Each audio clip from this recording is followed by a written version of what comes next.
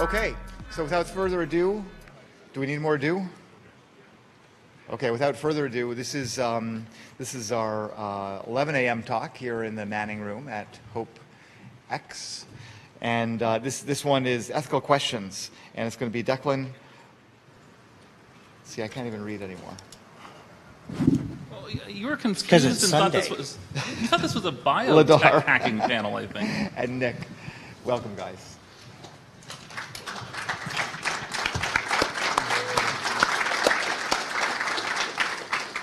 Okay, thank you folks for joining us today. I should say by way of full disclosure that my bio on the Hope website is a little out of date. I left CNET/CBS a few months ago to found a news-related startup. You can find out more about it and sign up for the beta at recent.io, recent.io.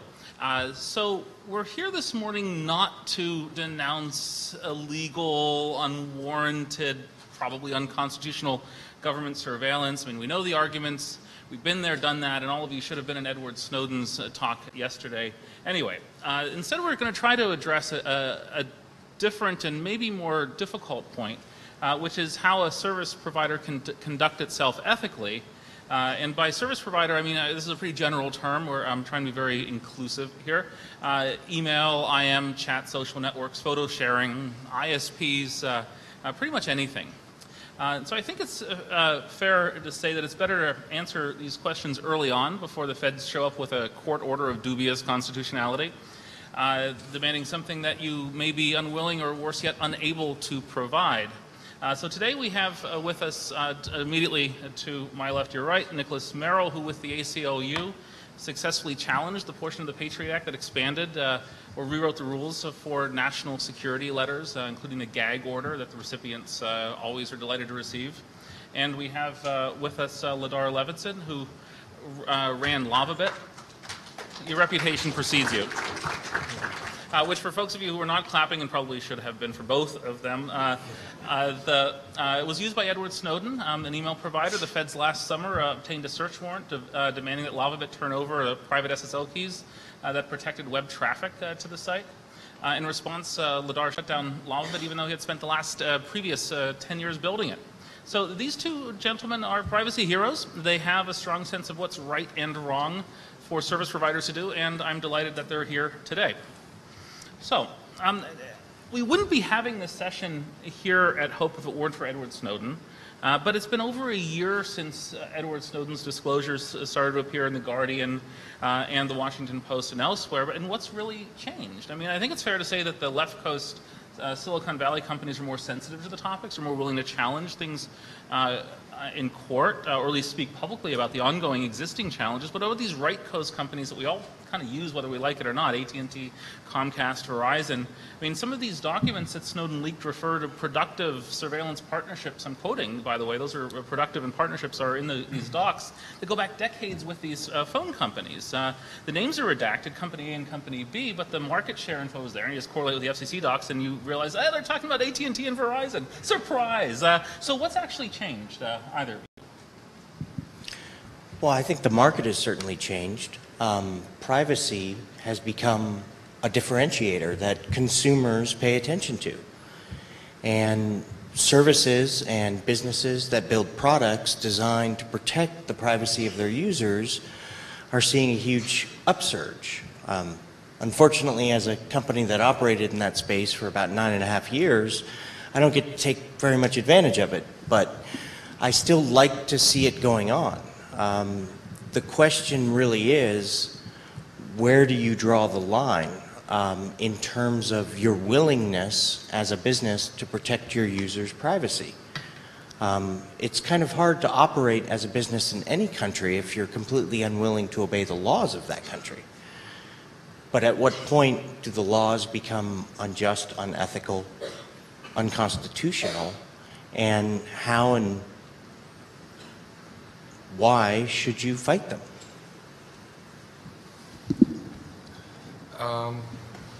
One of the things that I think has changed from my perspective is I've been feeling, and a lot of people I know have been feeling, this growing lack of trust in the public source cryptography that's out there.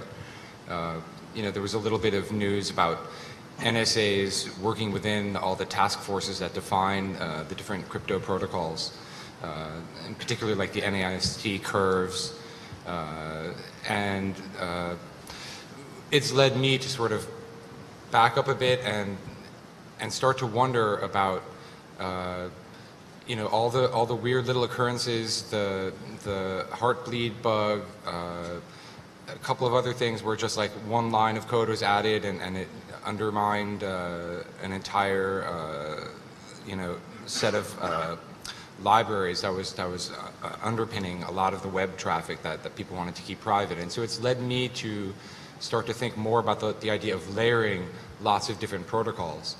And kind of going even beyond like a belt and suspenders approach to like belt and suspenders and duct tape and string. Like we run a Jabber server which forces everyone to use TLS, but then it also forces people to use end-to-end OTR, and it also offers the ability to use it as a Tor hidden service. And ideally, if you could use these different layered protocols, when the heartbleed bug happened, our Jabber server was vulnerable to that. But OTR wasn't, and Tor debatably might have been. But by layering the different protocols and sort of introducing within the layer cake protocols that government people weren't involved in the defining of, I think it seemed a bit nuts at first, but that type of approach is I think something that people are going to have to start to be considering as we move forward. Ladar, let me ask you this. You previously, going back in time, complied with narrowly tailored court orders in the past before shutting down Lavabit, because I think you told me when we did this out when we did a public event in San Francisco last year that it was it went too far across the line. But where is this line? I mean, if you're giving advice to folks in this room who may be running providers or technical staff at them or thinking of founding them, I mean, where do you draw the line between acceptable compulsory surveillance and unacceptable surveillance? Is it targeting a specific user versus wholesale bulk surveillance? Where's this line? So personally, and this is obviously just a personal opinion, not a legal one, I draw the line at the Constitution. When there is a warrant issued by a judge for an individual user's data that is not overly broad or generic, then I believe it's just and right, and I should do everything I can to cooperate with law enforcement, because I think I enjoy the fact that I don't have to worry about somebody breaking into my home or stealing my car. I enjoy the rule of law, and the rule of law requires that law enforcement be able to collect evidence and prosecute criminals. Where I drew the line was when I'm talking to these agents and they said, well, then you just have to turn over your SSL key. And it just struck me on so many different levels, because I understood, one, that SSL key belonged to me, not the user. Two, that from a technological perspective, because they had no idea where the suspect was connecting from, they were going to have to decrypt and inspect the contents of everyone's email passing through the server, just to presumably isolate the information that they were going after. And three, I was completely uncomfortable with law enforcement having unfettered, unaudited, unmonitored access to all of this information that I felt it was my primary responsibility to protect. So for me, that wasn't just a toe over the line, that was what line? And for me, it kind of took on an added component of malfeasance or villainy when I was told that I couldn't tell anyone I had even received this request. Could you talk to an attorney? Was that clear or implicit or explicit? So this question comes up a lot. could I talk to an attorney? Yes. In this particular instance, because the order in question was the byproduct of a criminal indictment in federal court, I was able to consult an attorney for the purposes of interviewing them to retain their services. When you're dealing with a classified warrant, the rules change. When you're dealing with a classified warrant, you actually have to consult the FBI first and verify that the attorney you want to speak with has the requisite clearance and get permission to tell them. So it really depends upon the circumstances. But in either case, you're denied the ability to send out a call for help. For me, I knew exactly which mailing lists to go to. I've been a member of the OpenSSL developers list for 10 years. That very day, my gut reaction was to send out a message to that list and ask if anybody had ever heard of something like this before. I had done research on the internet looking for law review mailing lists that focused on information technology law and wanted to send out a similar message to those lists and see if I could find an attorney to help with my case. And I couldn't. I was denied what I thought were inalienable rights guaranteed to me as a citizen of this country and a prerequisite for receiving a fair hearing. I mean, the list goes on, but it really changed my thinking about where to draw the line. Not sure how long I should ramble on for, but... Well, when in doubt, let me cut you off. Okay. We'll get back to this in a sec. Both of you did the right thing, the ethical thing, when the Fed showed up with overly broad or potentially legally problematic surveillance demands. And so far, history has vindicated both of you gentlemen. But these were small businesses. So Nick, you were trying to raise a few $1 million a few years ago when I interviewed you for CNET. Let's say that you're running an ISP or email provider and you become wildly successful and Emmanuel plugs you on Off the Hook and Snowden Ellsberg joins your board and everyone in this room who's kind of slacking right now turns into a paying customer. You do an IPO and you get 100 million users, and the feds come calling with a surveillance demand. They have a court order, and they were requiring you to install what they're saying is a custom port reader box on your network. It's been designed by the feds. The FBI has a laboratory just for this in Virginia, and they say it's going to only intercept metadata. And they've sworn this to the court, and the court order is legit. You fight it in court, and you lose before a district judge in an appeals court. So what do? Do you shut down and strand your 100 million users and get sued by your investors? Well, what do you do ethically here? Well, part of my thinking in this respect is that, if people in this room are going to do a new startup today, you have to kind of anticipate these things, and then in your design spec from the very beginning, you have to try to create a situation in which you cannot provide data. I tried that, remember? Yes.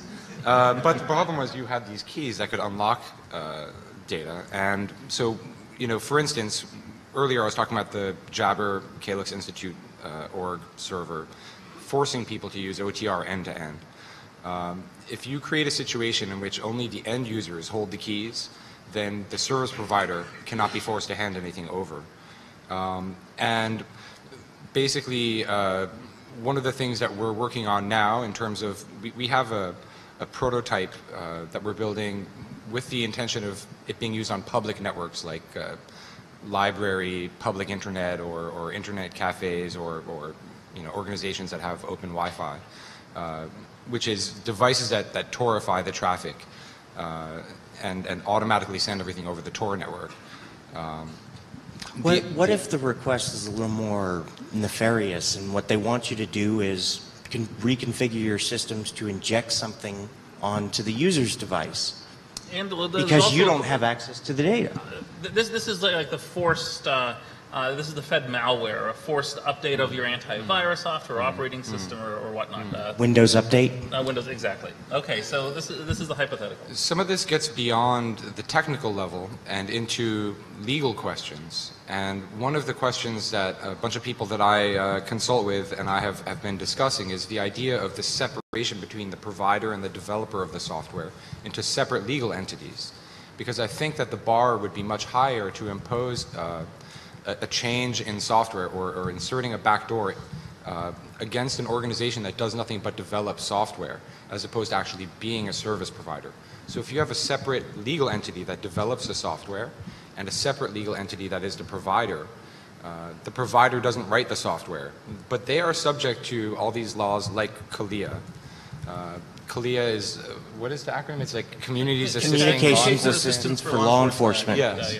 So this law forces service providers to be able to provide a real-time stream of either telephone calls or internet traffic to the feds in real time. So you have to essentially have a plug for them to plug into, and all your equipment has to be compliant with their specs. Now, there's no simple way to get around that.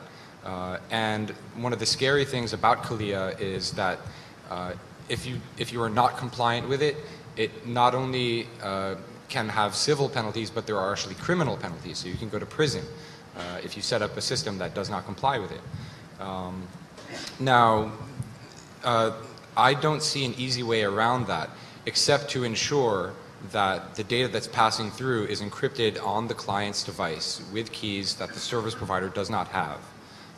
And then again, this idea of having the software development part and the service provider part being in different legal entities, I think creates a situation in which it would be extremely burdensome for the government to force a developer to put a backdoor in that way.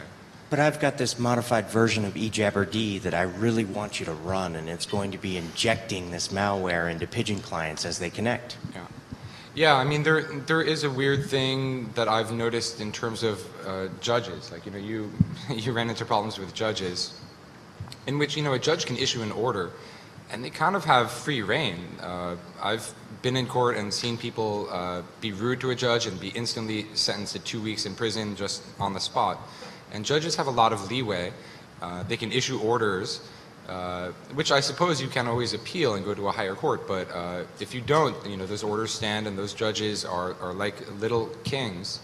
And so if they tell you to do something like that, that's when you get into a super difficult situation where maybe you're going to decide to implode like Ladar did with Lavabit.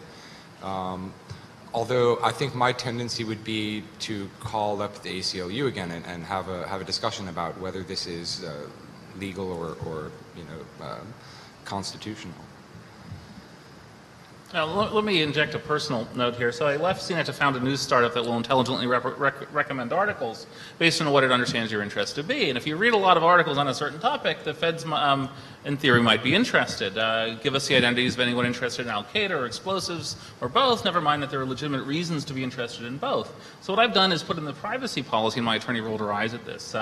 As of today, we have not received any legal process or demands from any federal, state, or local government, no NSLs, civil subpoenas, search warrant, FISA orders, etc. We received no legal orders requiring us to monitor users' future activities or to modify our service. If we do receive any form of compulsory process, etc., etc. Is this is kind of a warrant canary in a privacy policy? Is this something that an ethical company should do? What would you recommend in this case? Or just not offer the service at all? So this reminds me of a conversation I had with the prosecutor in my case after the hearing I had in D.C., where I tried to explain to him, amongst many concerns, one of the ones that I had was continuing to advertise my service as secure once I had knowledge of a little black box on my network sniffing up all the traffic and knowing that SSL was no longer protecting the information as it traversed the wire. And I said, well, could I at least modify my site to remove, some of these marketing materials? And he said, no, you can't make any changes to your site or your materials that would in any way indicate to the suspect in the case that there may be an investigation going on.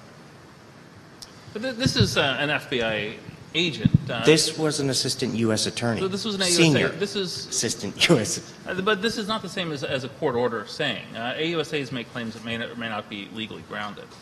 But I think Nick wanted to jump in with a thought. Warrant canaries, I've always thought that they're an interesting idea, and I love legal hacks of that sort. I've had talks, though, with really knowledgeable civil liberties attorneys who kind of laughed and said, you're going to be charged with contempt if you try that. But someone has to try. I would love to see it happen. I don't know that I want to be that person. So I'm not convinced 100% that it would work and that it wouldn't result in someone going to prison, but it would certainly be nice to see someone take that stand. You know, there was another legal hack that I floated that was kind of similar, like a trick in that I was talking about what about if you made your passphrase for your key an incriminating statement. So you say something like, on the 5th of July, 1982, I stole a car and drove it into a river. And that way you could plead the 5th and refuse to give your passphrase.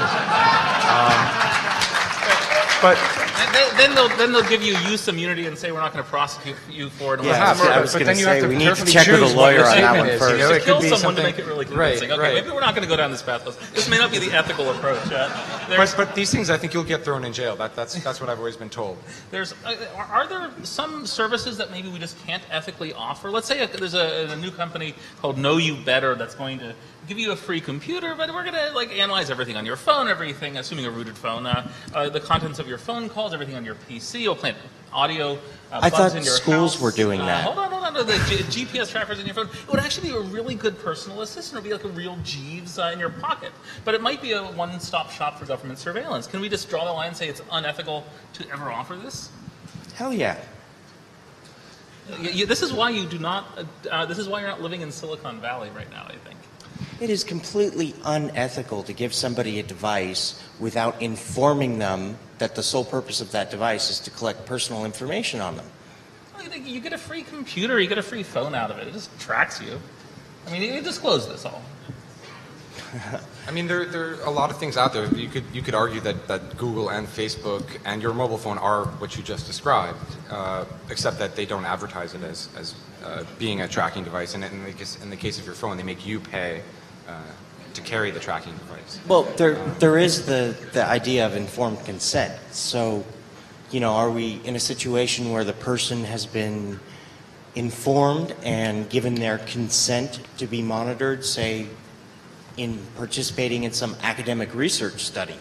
That is at a very different level than, say, manipulating data on a large social networking site and seeing how it influences the mood of your users. I'm not going there. That's a different topic. We could spend a whole day on that. So, but both of you are. I mean, you mentioned Google and Facebook. You're kind of proposing an alternative to Google and Facebook, and maybe you even want to compete with them at some level. But can I ask you this? Are some of these let's assume that the right coast companies with these long-standing, decades-long partnerships, they're probably not going to change their response right away, but maybe the left coast companies are different. I mean, I was the first to disclose last May, before anyone ever heard of Edward Snowden, that Google was fighting the feds over not just one but two national security letters, including one here in New York. Google adopted forward secrecy before anyone else and turned on HTTPS by default in 2010. Yahoo didn't until earlier this year, and last I checked, still doesn't support forward secrecy. Twitter notified some of the WikiLeaks folks, including Jake, that they were the targets of a court order. I can't imagine Facebook doing that. Can we say that some of these companies are more ethical than others? Is there a continuum? EFF has that privacy scorecard, who's got your back, every year. Oh, there certainly is. And unfortunately, because so much of this stuff plays out in back rooms and outside of the public eye, it's really difficult to tell which companies are worthy of your trust and which ones aren't. And that's why the EFF scorecard is so valuable, because they do their homework and give you a summarized answer of how good is this company about protecting your privacy. Nick? On a certain level, the whole business model of data mining the user's data and then providing targeted advertising based on that is kind of has to be thrown out the window if you're going to be really serious about privacy. And I think as tough of a hill as it is to climb, you know, we really have to think about sort of moving back to the fee-for-service model. Because you'll pay with a credit card. You can. There are alternatives. There's Bitcoin. There's, Cash. There are some like more cash. There's Remember more cash? There's some semi-anonymous ways to deal with it. But I guess my point is, regardless of how you pay, if you're going to move to a model where the service provider does not have access to the communications of the users, then you can no longer data mine it. You can no longer sell it to data aggregators, and it cannot be a revenue stream. So you have to figure out some other way to sort of capitalize in your business model when you're designing it right at the beginning. And unfortunately, fee for service it's hard. When there's so many things like Gmail out there for free that are so convenient, that work so well. Or $50 a year, and you get your no ads. Google Apps for Business or Education. I was going to say, I think the ethical question also changes when you're allowed to inform your users when you turn over their data to a third party. And that third party doesn't necessarily have to be, a government request. It could be, a research company that you're partnering with. And I really think that's the direction we need to move in, is every time a credit agency gives my personal information to a potential lender, they have to let me know. And I should be able to get a copy of that very same data myself. Taking it into the context of law enforcement, what really bothered me was the fact that I was seeing firsthand that people were being accused of crimes in court. Warrants were being issued to conduct surveillance, and nobody was ever being arrested. And because they were never arrested, they never had an opportunity to face their accuser or set the record straight. Take it one step further, you've got a service provider that's turning over their personal information indefinitely. That information is then being collected, coalesced, and eventually used against them, and they have no ability to get a copy of that very same data to use in their defense. I think the equation really changes with secrecy, and I think that we need to move away from that. I'm willing to say that if I were to ever restart Lavabit, I think I would change the way I responded to law enforcement requests, and I don't think I'd ever feel comfortable again servicing a law enforcement request that remained secret indefinitely. So the question becomes, how long should it remain secret? The Supreme Court has said, for a very good reason, that our right to free speech is superseded by the government's need to conduct investigations and keep the targets of those investigations secret. But is that right indefinite? Where does it end? When does it stop? It's been a year now, and I'm still not allowed to discuss who the target was of, the investigation that led to my shutdown. Nick, it's been about 10 years. I think you have some news on that front, don't you? Yes, sort of. I've been continuing to fight the gag order that I was placed under in 2004 for now 10 years, a little bit more than 10 years. And as time has gone on, I've slowly chipped away at it. For the first 7 years with the help of the American Civil Liberties Union, and more recently with a legal clinic at Yale Law School, the Media Freedom and Information Access Law Clinic. They're really great people. I've been blessed to have pro bono legal help for free. If I didn't have that, I would not have been able to make any progress in my legal case. The most recent thing that happened a few weeks ago was that I finally earned the right to talk about the target of the underlying investigation in my case, because now the FBI finally admits that there is no underlying investigation there. What, you mean the secrecy just expired magically and you were allowed to talk? No, that's the thing. So who is the target? Well, the irony is that I'm not going to tell you who the target is because the target doesn't want me to reveal their identity. And I respect their right to privacy. It's a private individual. It's not an entity or an organization. that's sort of interesting or newsworthy. It was just a person. So I don't want to like reveal their name, but I finally could tell my wife, you know, that I've now been married like 4 years, and I was finally able to like explain to her exactly what happened. However, I'm still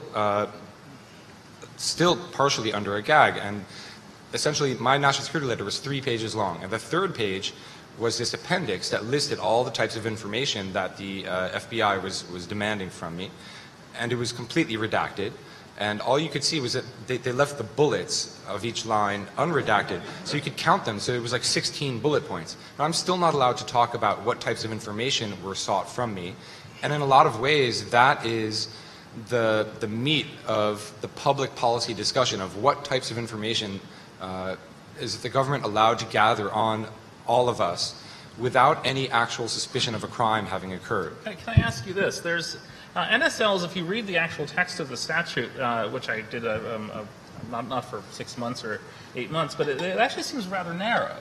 But I've heard, not from you, but from other folks, that the government's interpretation has expanded over the years.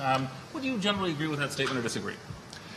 I don't know how they're being used. I mean, thank God I've not received another one. Although, you know, I would love to have another crack at challenging the statute. And I was always disappointed that what happened in my case was that we won at the lowest court level, and the NSL provision was ruled unconstitutional, and then we kept winning, and eventually the government withdrew the letter, which removed my legal standing to challenge the illegal search.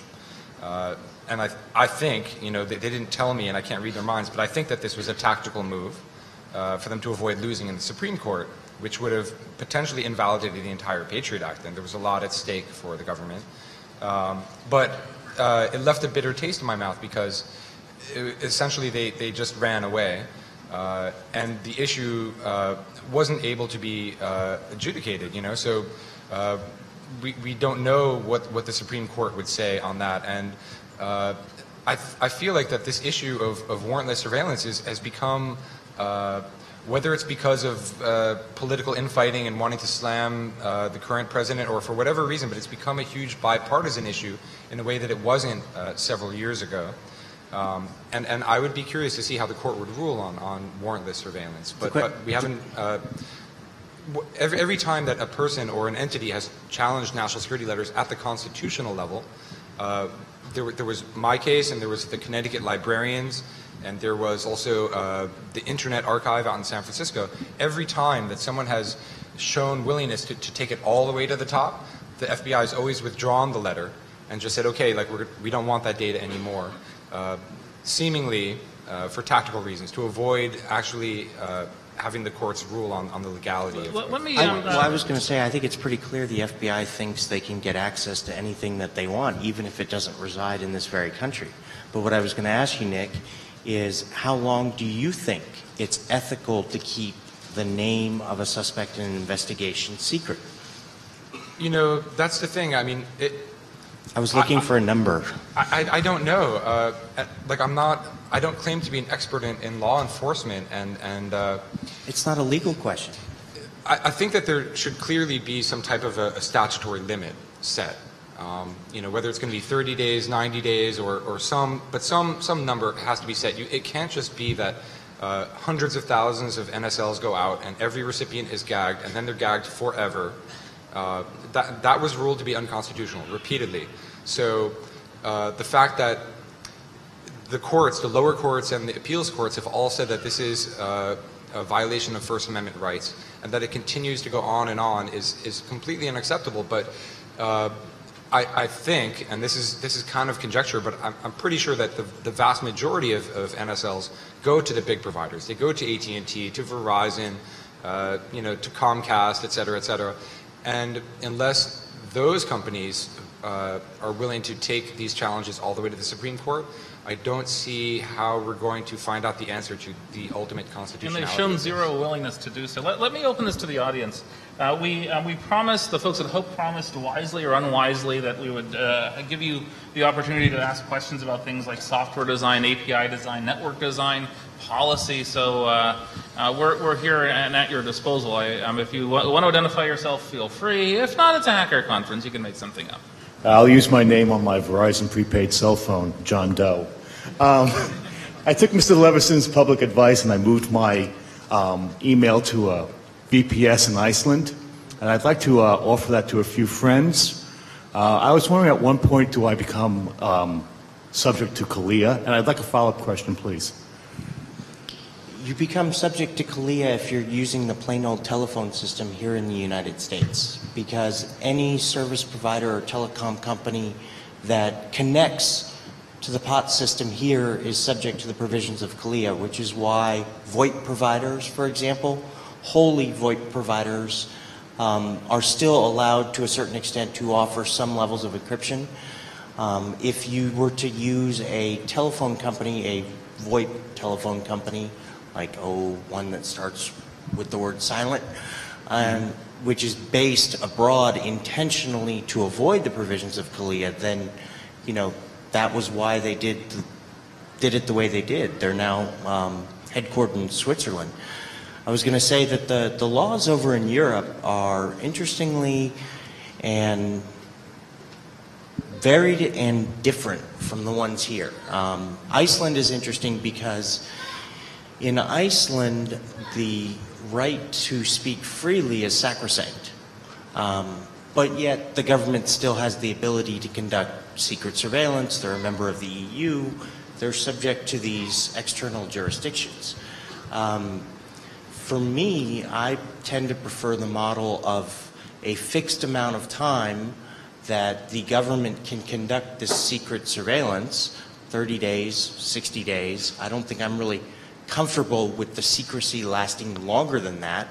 I think if they've had you under surveillance for 60 days, they should either file charges against you and/or you as a provider should be able to notify them that you've been violating their privacy and turning this information over so that they can begin the process of searching for a lawyer and preparing a defense. I think we kind of violate due process by going any farther than that.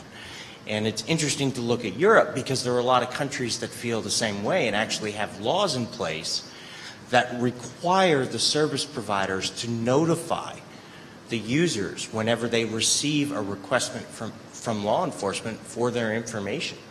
And I believe that's the way it should be. You shouldn't have your information slurped up, stuck in a gigantic database forever and ever and never know that you were even a suspect, except until maybe you decide to fly internationally and you get the rubber glove treatment when you go through border security.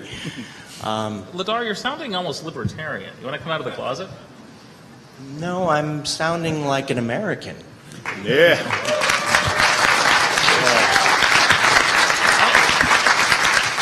Good applause line.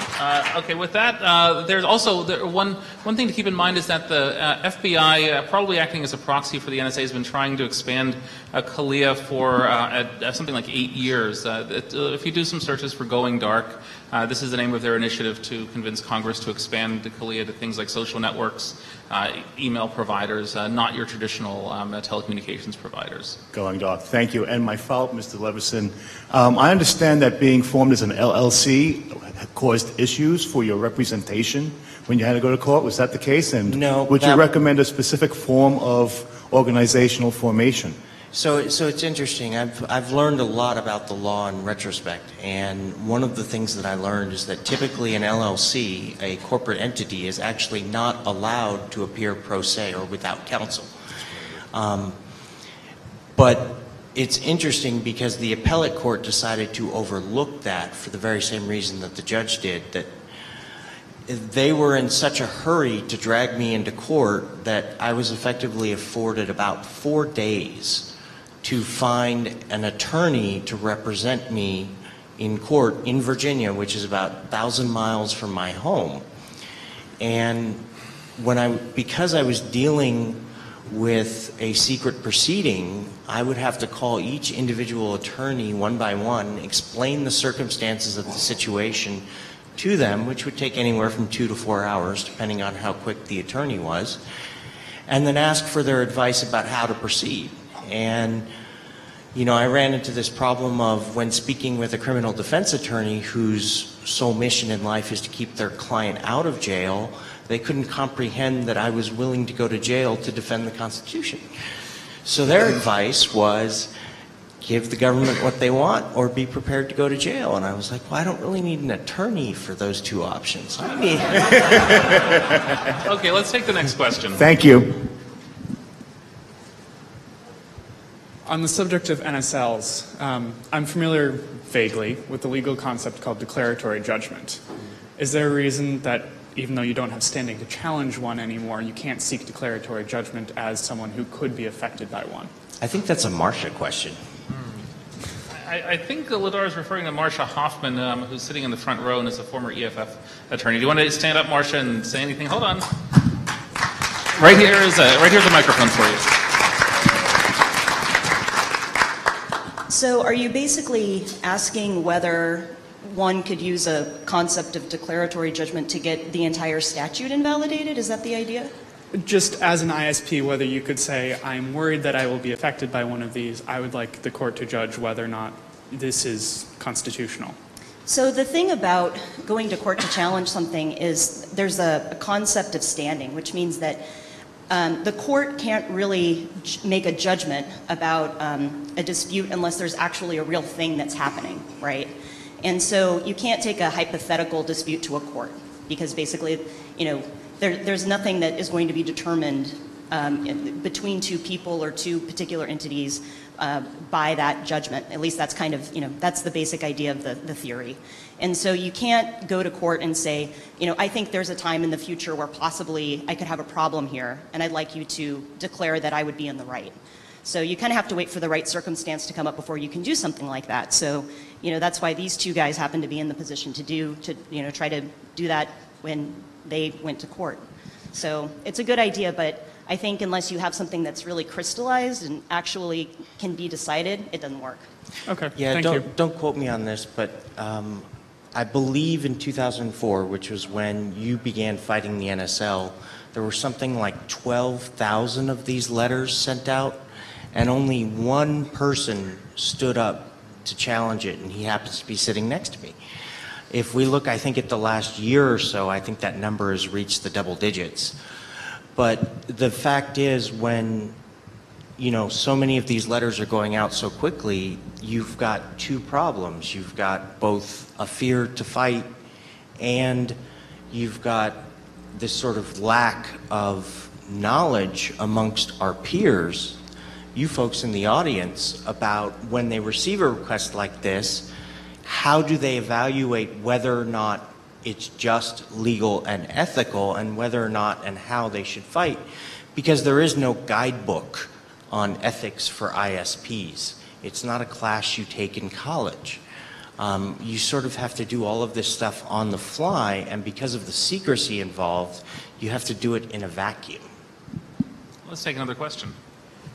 So I have a question and an anecdote. My first question is, Ladar brought up that, you know, his service says, you know, it's totally secure, but if the FBI breaks it all and then it's totally insecure, aren't there some sort of huge, you know, FTC implications for that? Because you're still advertising as being secure.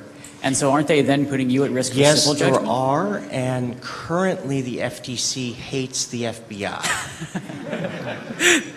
Awesome. No, I actually heard somebody from the FTC say this at a privacy conference, that, you know, this is a huge problem internally. But if you look at it in terms of both budget and influence, guess who wins? Probably the surveillance state. The one protecting the consumer or the one protecting the state? And I have an anecdote having to do with Calyx, actually. So I used to work for an organization that makes wireless mesh networking software. And so a local organization had this issue where they wanted to set up a huge, you know, mesh network in DC, and they had funding, and it was a great project, and they had everything set, and it was fine. And so they set all of these things up in DC, and then they say, hey, well, you know, this would be so much better if we could connect it to municipal internet. And so they contacted the municipal internet, and they initially said, yes, this is fantastic. And then they sent a follow-up that says, hey, you can't actually do this because on review, none of your devices are CLIA compatible, because they're just typical OpenWrt compatible routers that you can buy anywhere. And even though the fact that CLIA doesn't actually, cover wireless mesh networking was totally irrelevant, so they sent another letter that was like, no, we were just going to go forward with this because you already said we could. And they say, if you do this, we will be forced to intervene. And so that was just very random and strange, and CLIA is a weird thing, I think. I mean, CLIA as a statute on paper is narrow, and it originally referred to just phone companies, but FCC, through issuing papers, has slowly expanded it. But it wasn't done through Congress, and it wasn't done through amending the law. But over time, now universities have to be subject to CLIA, university networks, VoIP providers, and it's sort of debatable whether a mesh networking provider is an ISP and whether it should be subject. But a lot of this is happening through, diktats issued through FCC that are not being debated openly in Congress and that are not really subject to public scrutiny. And it's a really awkward situation. And at least in my case, the AUSAs involved effectively felt that the assistance provisions of CLIA actually applied to me.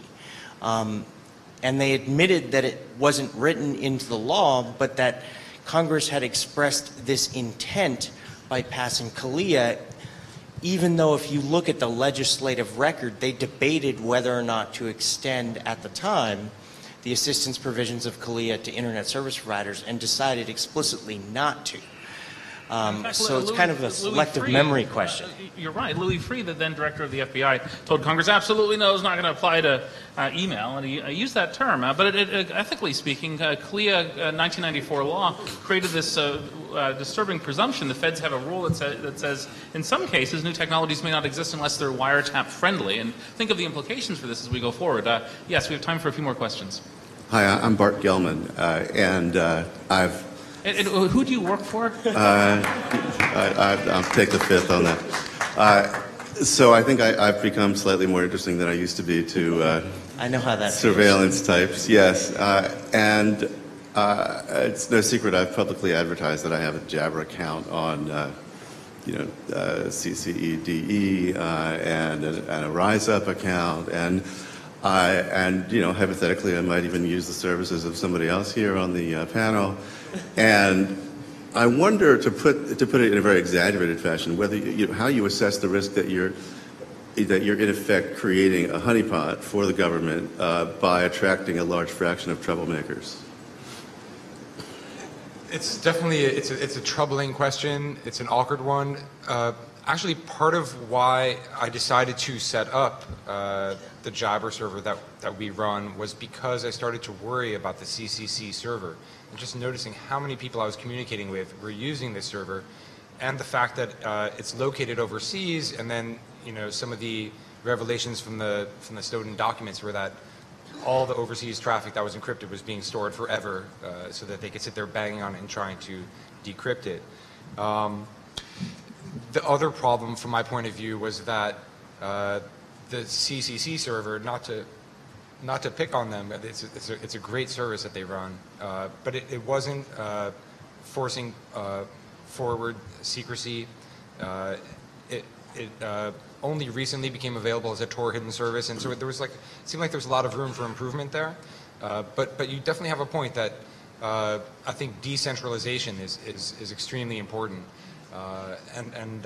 Actually, the Tor project guys are working on a Tor-based instant messaging client, which is supposed to be completely decentralized. And I think that is a really interesting development, and it's a really important one. But I think it can be mitigated by offering access to the servers as Tor hidden services only. So I think Tor, as a layer on top of existing applications, can really do a lot in terms of obscuring the metadata, obscuring geolocation data, as well as encrypting the content. I was going to say it's Sorry, the Ladar, freedom we're hosting running low on problem. time. Let me, I will go to closing statements in a sec. One more quick question, only one, please. It's a comment, actually. There wasn't an unanswered question, I feel. There was, I think, the question was, how long is it ethical to keep records from the feds, basically? And I would answer to that it's basically indefinitely. I don't believe it's actually ethical to snitch on our users. That's not our job. That's the police job, to surveil people. I mean, ideally, my experience with the feds law should go to the user to get the information, right? I mean, right. that's So the way it's supposed to my work. experience with the law is that the only way to protect ourselves from the law is to stay as much as possible anonymous, as to make zero knowledge services, because they're not on our side. The law is not on our side, and it's not helping us, and it's not helping. So this is what we call suspects are very often political activists. They're not criminals, and they're treated as criminals. So we need to protect those people, and fuck the law. Okay, last thoughts, you two. You got like 1 minute or 2 minutes left. All right. I was going to say the big problem is that we're all lazy and we like the convenience of modern technology. We like to be able to send messages from a device in our pocket and access the internet from it. We like to be able to sit down at our home computer and browse the web at high speed without having to fiddle with the antenna on our roof. We enjoy these conveniences, and the problem is, unless you're willing to give up the conveniences afforded by technology, you're also going to have to give up, at least to a certain extent, some of your privacy. The problem is we're giving up far more of our privacy than is technologically needed to provide the services that we enjoy. That's what I'm trying to change that with email, but that's only one small portion of how we communicate over the internet. Nick? Last recommendations. That's a tough one. I'm at a loss for words. I'm sorry.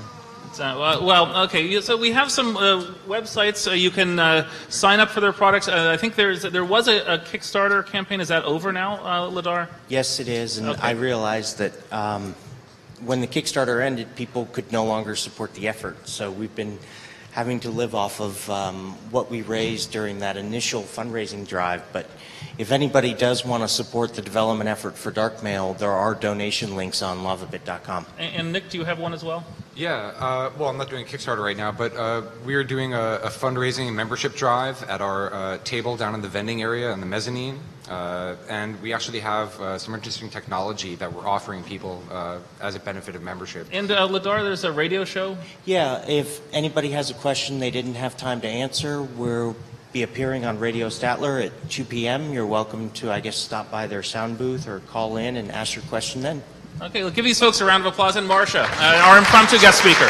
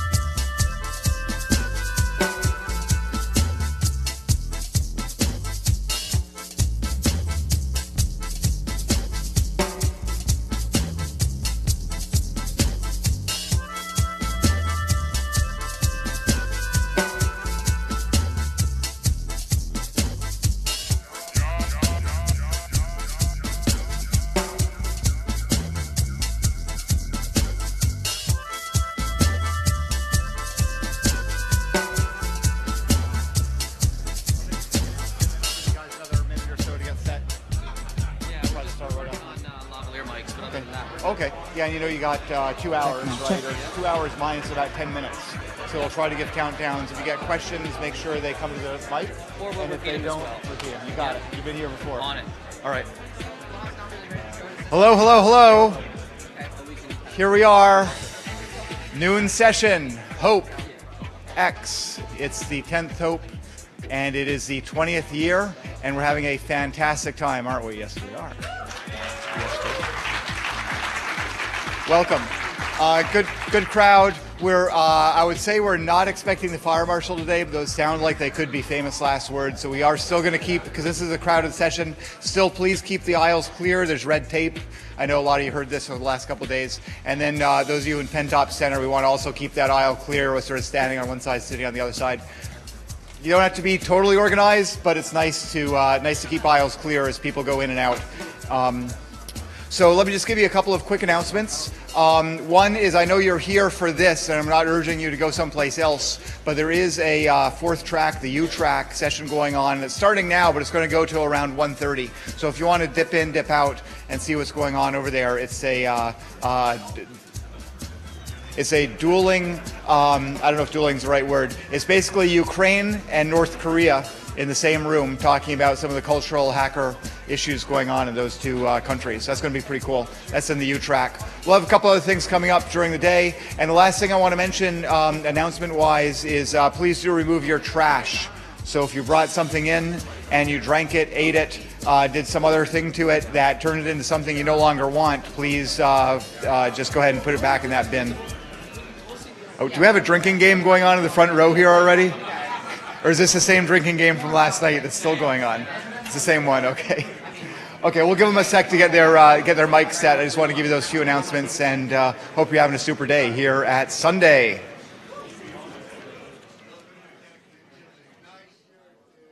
No, we're leaving them on. No, we're leaving them on. Oh, on? Sorry, this is miscommunication city. We are fine this way. This is more than fine. This is fine. Are we ready? Sorry. I think we're ready, yeah. Looks like we're ready. Okay, so I checked. I checked, and it's safe to say, do not do this at Hope. Do it. You got an elevator at home? Do it at home. That's okay. You got one at work? Don't blame me, but I'm not going to say don't do it there either. But please don't do it at Hope, at least during the next 8 or 10 hours we have in the hotel. So we're pretty excited about this. Howard and Deviant are going to talk about elevator hacking for the next 2 hours.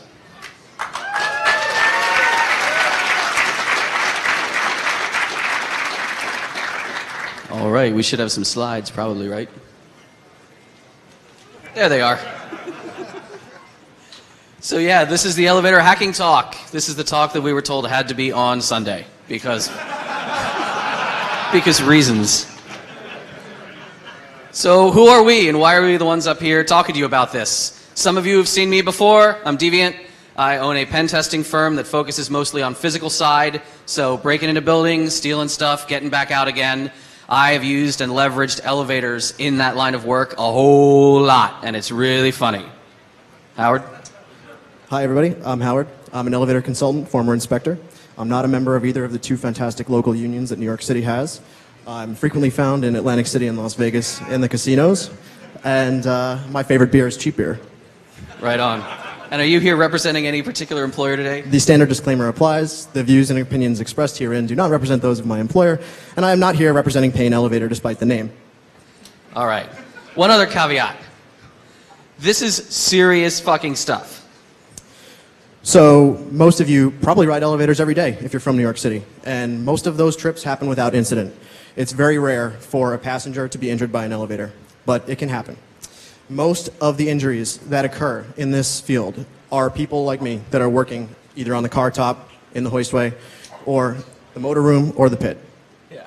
Now, industrial accidents aside, elevators are generally safe, and we don't want to give people the impression that that's not the case. So, with that being said, though, if you're messing with them, there are various failure modes that can result in grievous bodily harm. In this case, you might notice there is a leg in the 1-inch gap between the car sill and the landing sill. Yeah. Amazingly, this leg was saved. Yeah. And of course, another disclaimer for everybody here. The introduction we got said it pretty adequately, but please leave the hotel pen alone. And they do have cameras in all the elevators, as you're probably aware. So All being monitored by the NSA. yeah. Yeah, just because you think you're smart enough to be like, well, I'm no dumbass. I'm not going to die. I'll just fool around a little bit. It'll be okay. Right. What's wrong with a little harmless fun, right? Yeah. We should have volume on the laptop.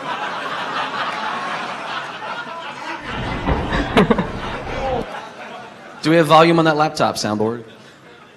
So, like, that's funny, right? That's, you know, the helicopter trick. The escalator helicopter on YouTube.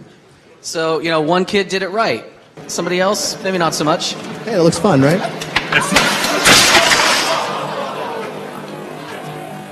It's all fun and games until you wind up with a felony criminal mischief charge.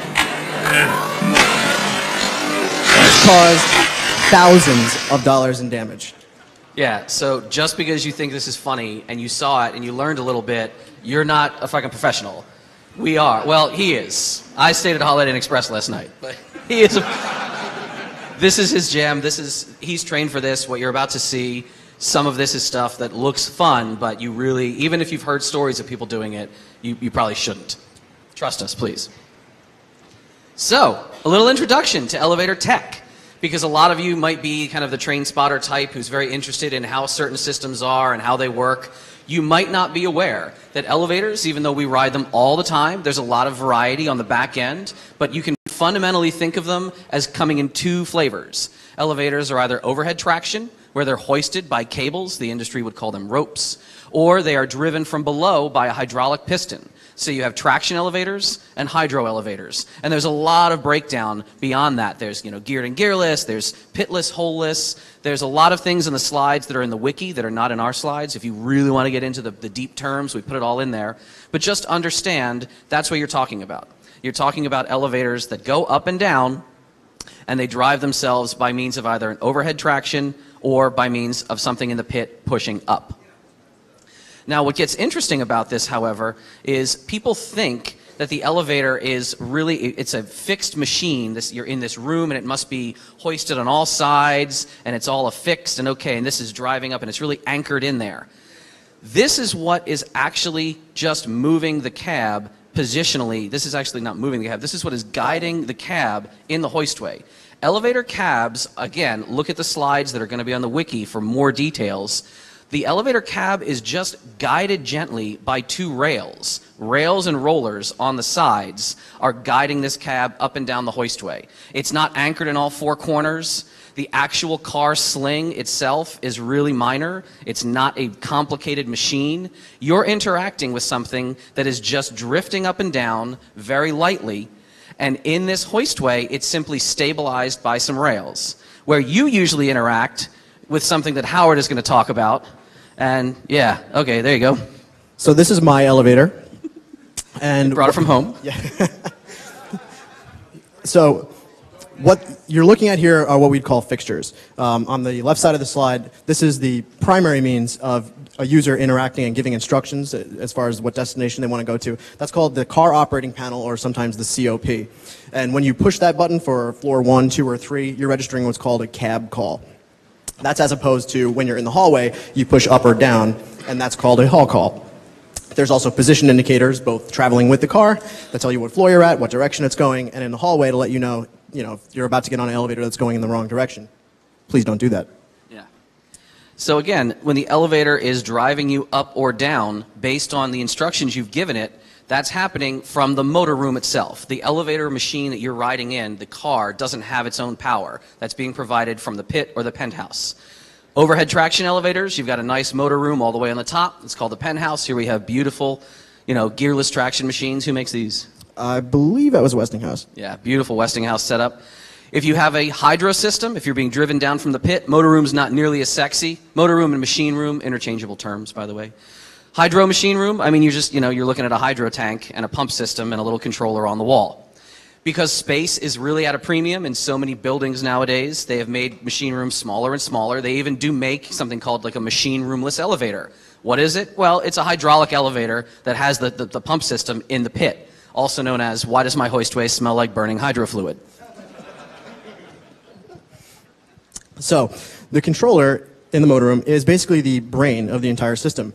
All of the fixtures and sensors that are part of the elevator system, and even the motor, of course, are tied back to this controller, which essentially is taking all of these inputs and making decisions and driving these different outputs, like the motor that actually provides the hoisting, the motor for the door that's opening and closing, pretty much everything that the elevator is doing. Yeah. This is what is controlling your direction of travel. This is what is choosing how to operate. This is what is deciding whether your call is a valid call or not, or whether you're going to bypass some security or not. And they're not all, I mean, this is kind of a newer setup. They can be pretty old, right? What are these people about to see on the next slide? This is going to trip out some of the old heads in the room. Yeah. Slide. This is a number 5 crossbar. No, I'm just kidding. This is actually an elevator controller. This is made by Otis. I believe it's a UAL controller. Basically, what you're looking at is an electromechanical decision-making machine that's just using a series of relays to decide where it wants to go and what it wants to do. And for decades, this is how all elevators were built.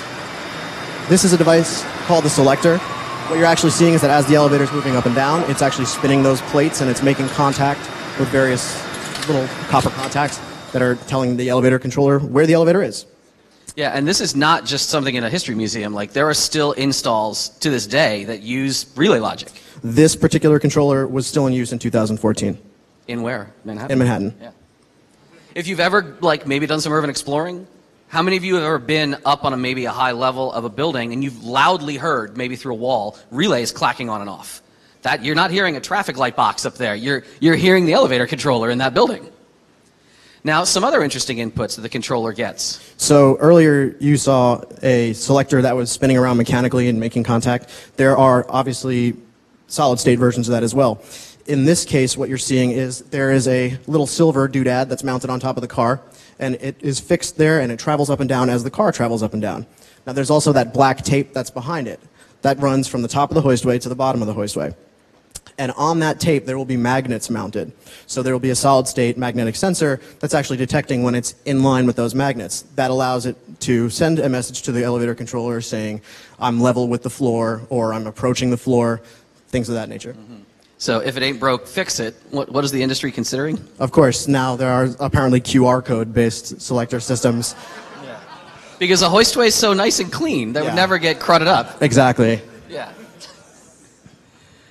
So there are also more primitive forms of this that still exist on modern systems. What you're looking at here are called limit switches. These generally exist only at the top and the bottom of the hoistway in modern elevators. And if you notice that there are actually 4 of them, the bottom 2 are called slowdowns. The third one up is the normal limit, and the top one is the final limit. What happens is, as this elevator is approaching the top floor, it will trip the first slowdown, it'll trip the second slowdown, and then it'll trip the normal limit. Obviously, as you might guess, that's telling the elevator controller, hey, it's time to slow down, you're approaching the end of your run. And then finally, when you hit the normal limit, that's where you should stop for a nice, safe, level landing. So you might be wondering, well, why is there a final limit? Well, if you shoot past that normal limit because something goes wrong, right, elevator's unhappy. Exactly. So that's as the name implies, again, it's the final switch that is there to indicate there is absolutely nowhere else for this elevator to run. Yeah, you're going to crash in the ceiling. Jam on brakes now. So another thing to keep in mind also is that if you ever happen to find out this happens in your building, if the elevator is on the finals, you pretty much need an elevator mechanic to come reset it. Yeah, we witnessed one in a mall somewhere, and like even I hadn't fully learned all this yet. We're walking around, and Howard's like, "Oh, what do you think happened here?" And he's like on his radio listening to the mall security. They're like, broken elevator. I'm like, wow, that thing, it's not platformed right. It's like, it's way too high. He's like, yeah, it's sitting on its finals. They have to send out a proper tech. You'll see later in the slides who they sent out. It was not a proper tech. But this is all part of the elevator safety system. I mean, in general, we love allaying fears. A lot of people, you know, there's this, oh man, I don't know about elevators. Are they kind of dodgy? I'm scared. You should never really be afraid in an elevator. I mean, I guess if you're super claustrophobic, yes, it's a small box. But mechanically, elevators are really safe machines. Due mostly to pioneering advances here in America, go, you know, America. Our engineers and all of our systems, we've evolved the elevator industry a lot, and safety mechanisms work really robustly and reliably. Your classic governor setup, you have a Hollister Whitney governor here on the left. The idea of a separate set of ropes that are traveling with the car at all times, just monitoring the speed, monitoring how it's going, and they will engage braking systems if the elevator is traveling incorrectly. The Hollister-Whitney governor that you're seeing there can fire and trip and actually jam itself locked if the elevator starts speeding down. It can trip electrically. It even has a mechanical flyball type system where the centrifugal force, boom, it'll jam mechanically. What do those roping systems do? You'll see in the next slide. Now, there's another governor you can talk about, also HW on the side, right? Yeah, the device on the right is a newer form of safety. The governor prevents a free fall. Most people have a fear that the elevator is just going to drop, right? But actually, the fear should be that the elevator falls up, because what's happening is typically the counterweight that the elevator is attached to weighs more than the cab and its occupants. So if, for some reason, all hell broke loose and the elevator was moving uncontrollably, chances are it was going to move up, not down. And actually, there was a case in Chile, I think it was. Yeah. There was like a viral video on YouTube? where the elevator just rushes up out of control and it crashes into the overhead.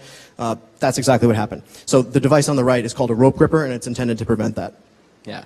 So elevator safety systems have been growing and evolving ever since Elijah Graves Otis created the first rail gripper mechanism. And you're seeing this demonstrated here in this non-American, very British TV show, which you can tell not just because of the gentleman's teeth, but because of the fact that he is being raised up a not insubstantial amount on this elevator, and then they just kind of saunter over a workman to chop the line. But because of the positive force on the rail gripper, you're going to see the same demo that Elijah Otis used to do at various fairs. And they say, all right, this is going to work the right way, isn't it? Okay, I hope so. But sure enough, ka-clunk, click. And then you just don't fall. And that's what Elijah Graves Otis would do, and he would famously shout down to the crowd, all safe, fellas, you know. And this kind of idea, the idea of positive lock mechanisms, interlocks to prevent free fall, are how most elevators are built. We talked about the governor roping system. This is a side view of a hoistway. You can see the rail and the roller on the side. This roping setup, that's the governor rope. And again, we already told you they're not ropes. They're not running on like hemp fiber. These are cables. They used to. They used to, yeah. Hemp is strong, man. You've had the wool pulled over your eyes. So yeah, this is the governor roping setup. And imagine that's traveling with the car. You can see the little swaging tool that's locked up there. Now, if the governor trips and jams shut, that rope will yank and actually pull on the safety mechanism. And they're all different styles of safety mechanism, but they're all doing the same thing. They're firing, they're jamming, you have wind-up safeties. There's a number of them, but their whole deal is stop this car from plummeting. And if all else fails, you should still understand that there are additional mechanisms down in the pit. Whether you're talking about hydros or overheads, these are all pictures of pit buffers. And if you've ever seen, because maybe you were exploring somewhere you shouldn't, the pit of an elevator system, you may have seen the spring buffer or the oil buffers down there. Some people just assume, they're like, oh, so when like the elevator is done its travel, it's probably sitting on that, waiting at the bottom of the hoistway. No, the elevator's never supposed to touch this except during, you know, special tests that he can run. This is there just to absorb the full weight of the elevator at full rated travel speed. And they're completely going to survive that. You're going to see maybe some footage of that later too. If you're in an elevator when that happens, you may be grievously injured, but you probably won't die. Yeah. Elevators want to keep you alive, and elevators do their job really well. If an elevator's running on automatic mode, you're going to be okay, right? Generally speaking. Yeah. What's the one type of thing you should not do when the elevator's on automatic mode? Mess with it in general. You shouldn't ride the car top. Yeah. I've done it before. This is actual surveillance footage. This is it. Yeah. It's good fun. Genuine documentary footage. Come on. Turn that light on. That's it.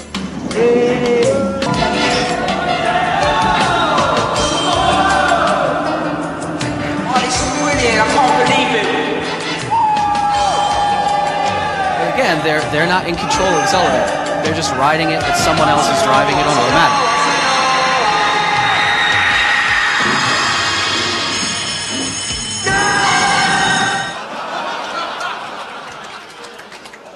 Yeah, like, don't be that guy.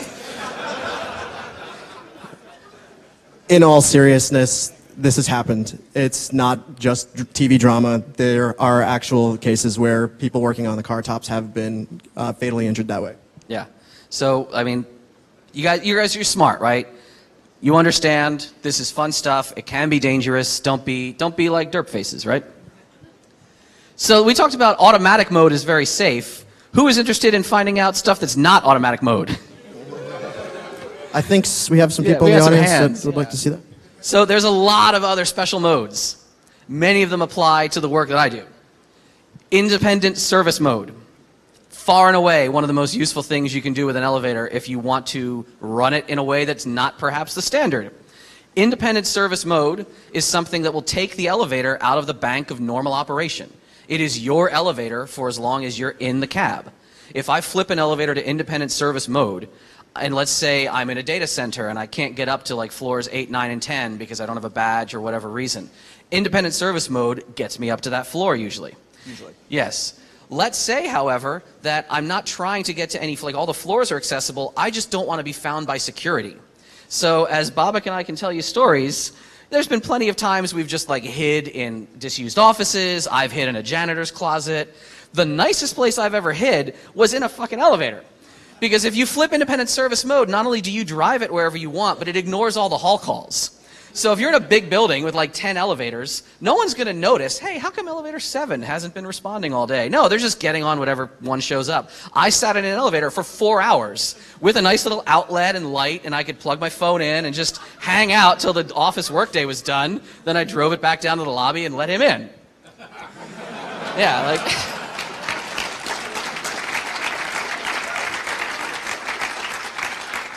So sometimes those are key switch operated, sometimes those are toggle switch operated. There's a lot of things we'll tell you about little hidden panels, but independent mode far and away is what most people go for right away when they're trying to do funny things. That's not at all the only mode, right? Now, independent... Mic check? Check, check. Sure. So independent mode should not be confused with attendant mode.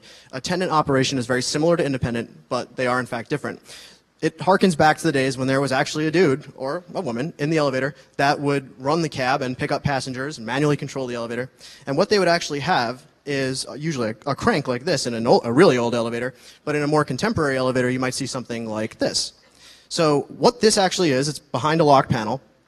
If the attendant has the key, they put it on attendant service, and these controls allow the attendant to make decisions about how to proceed picking up the calls. So for example, if it's the Hotel Penn and there was an attendant and a ton of people get on at one floor with a bunch of bags and the elevator is full, they might say, you know, we should reverse direction and just bring these people down to the lobby because it's full. There's no one else who's going to get in here, right? Or maybe there's a VIP or an emergency or something like that. So the up and down buttons allow the attendant to say, it's time to reverse direction.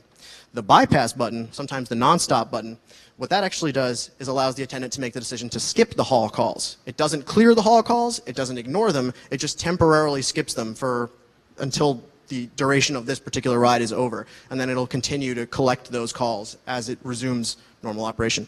Yeah, but it's expensive to have an attendant. It's expensive to like hire an attendant. And if you have various priority needs for your elevators, what if you want, here you can use that one.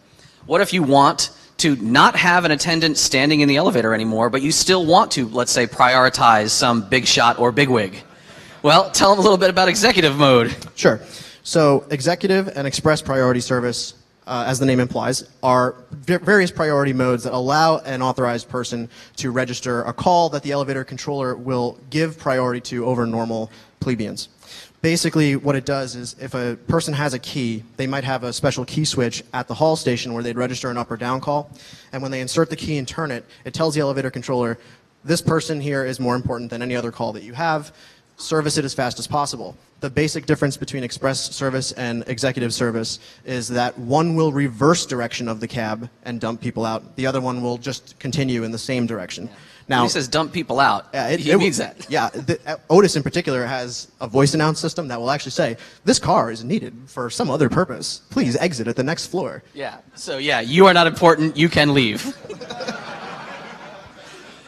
How about one, this is one that some people might find obscure, but there's actually a lot of elevators in the greater New York region that run on Sabbath mode. If you haven't actually been in one, you might have seen like Religulous, where they talk about the Shabbat elevator, the Sabbath elevator. If you're not familiar with certain Orthodox religious practices where people aren't allowed to interact with any buttons or switches, This is a mode that was created, kind of just made up by elevator controllers and elevator programmers. And they said, well, maybe we can give some people the ability to not, walk all the way up the stairs. Tell them what actually happens on the Sabbath in some of these elevators. In most cases, the elevator will go to the lowest landing, pick up its passengers, presumably it's the lobby. It will then proceed to the top floor. All the way up. And then stop at every single floor on the way down without any interaction from the user. Yeah, giving you the opportunity to get off on your floor. And in a really high building, sometimes they'll skip, every other floor. But that's the idea. That's the idea that, oh my gosh, I don't have to push any buttons. I can still get where I'm going. It's an interesting kind of end run around the man upstairs. Let's talk about a feature that is not also very common, but damn, it should be, and you would be wishing for it maybe if you were at a conference like this one.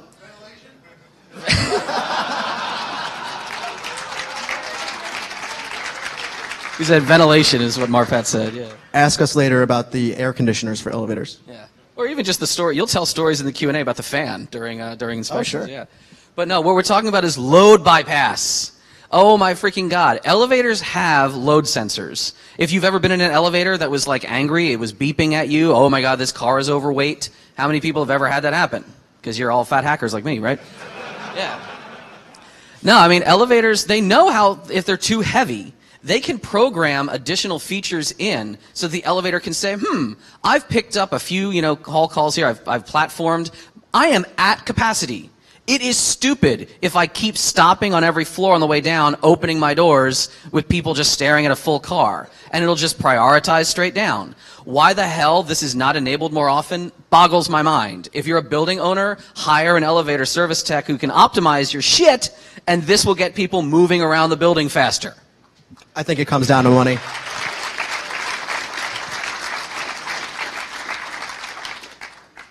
You can also enable this while you're at it.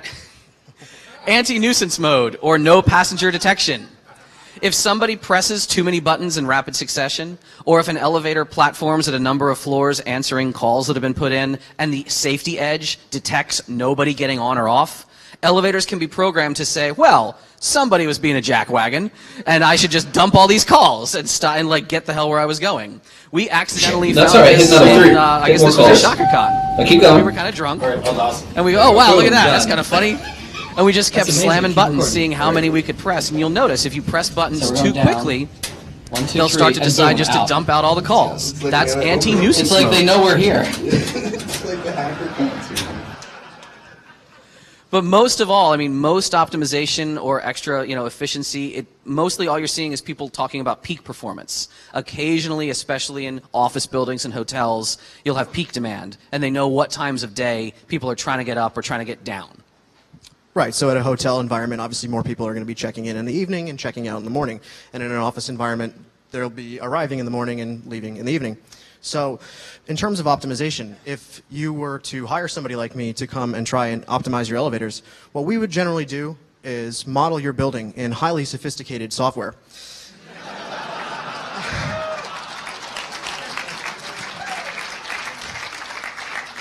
Now, you think I'm kidding, but actually it turns out that Maxis did not really design this from the ground up. They actually found some guy in Japan that was working on a serious building simulator to model elevators. And that was the evolution of Sim Tower.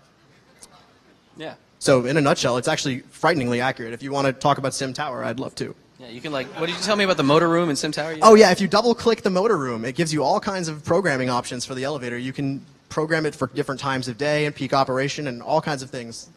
Yeah. Something that doesn't apply here as much as maybe our folk who are out in the West Coast. Sure. Well, actually, it does apply here, believe it or not. Yeah. We're in what, Region 1 here, I guess? Zone 2. Zone 2. So basically, by code, elevators will be grouped into 3 different seismic categories depending on where they're located. So there's, for example, seismically stable regions, and then there's Southern California. So when you're in a seismically active region, because the elevator is obviously a moving object and Newtonian motion and all that fun stuff, if the building starts to sway, right, equal and opposite reaction, the elevator is going to start to move too.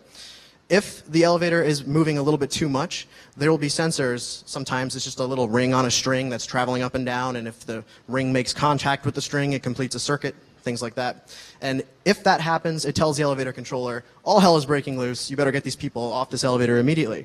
Now, what's interesting about seismic mode is that unlike some of the other emergency modes we're going to talk about in a second, seismic mode can actually move you up. So most people would think, well, why would an elevator bring me up in a building when an earthquake is happening?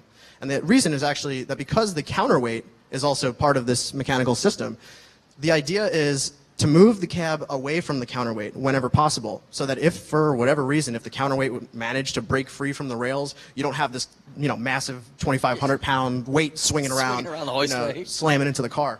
Yeah. But perhaps, when he told me about that, I was blown away. I was like, oh my God, that's like the craziest piece that's amazing, tech mode. That's got to be one of the wildest things. Imagine hell breaking loose like that. Well, there's another hell breaking loose, right? Sure. Instead of seismic unrest, there's also civic unrest, right? So, riot mode, in a nutshell, is designed to allow building owners, who of course own the means of production, to keep the proletariats from ransacking their fortresses of solitude in an event of civic unrest. So let's just say the rowdy Occupy movement was outside throwing bricks through windows and whatnot. What this mode does is basically locks out the lobby or other designated floors that might have access from the ground level. The idea being that the occupants of the building can actually still travel around inside the building undisturbed. Yeah, just like swirling their brandy, being nose in the air, be like, I heard the ruffians are very Twitter out there. Now, you may have probably never experienced riot mode. You may have seen or experienced, even depending on how your health has been, code blue mode. Has anybody ever seen, medical emergency service in a building? Maybe you work in a hospital or something. Medical emergency or code blue mode, it's very similar to that VIP priority service. The idea being, if you are a doctor or someone in care with someone who has a life-threatening condition, you can seize one elevator out of the bank. The controller will prioritize immediately, even more so than with a VIP. It'll prioritize the absolute closest car, flip direction if necessary, make that announcement that says, this car is needed, you're not important, please get out. And then a doctor will wheel that gurney in and, get someone up to obstetrics or get someone to the ICU or what have you. Another thing about hospitals and other medical modes, there's code blue, there's also code pink. Does anybody, not that code pink, does anybody want to guess? Is my color shifted way off? I don't know. That should be very pink. Somebody already guessed it, yes. Now, code pink is baby theft mode. If you're not familiar with the security related to maternity wards in hospitals, the security of actually like the little baby LoJack, they have all these interesting response procedures that happen in a building when a baby is moved in an unauthorized way. And some of those involve automatic door locks, some of those emergency alerts that go out over the PA. The elevators in a lot of big hospitals are part of the security operation. The elevators will behave in what is known as security recall mode. Security recall mode, which doesn't exclusively exist in hospitals, you can have big buildings that can manually trigger it if necessary. Security recall basically turns the elevator into a man trap. You can forcibly take control away from whoever's in the cab and deliver that passenger and any other occupants to a floor of your designation, the designated security recall floor, usually right by the desk, and then optionally either keep the doors shut and not let the person get out under any means, or forcibly cycle the doors, giving them no place to hide themselves while a bunch of people are standing there with guns saying, "Get out of my building, what are you doing here?" So that's security recall mode. Not to be confused with security service, which is a catch-all term. A lot of times you'll see key switches that don't seem to make a lot of, oh, what is this? Security, priority, whatever. Like this one, I was walking around a hotel, and I said, okay, well, what do you see about these three key switches? We've got our light and fan, our inspection service, and we've got security service. And I showed this to some tool people last night, and one of them said, well, one of them is keyed very differently, right? The keyway is different. And I said, you'd think it's different. It's actually all the same keyway. One of them has just been beat to hell.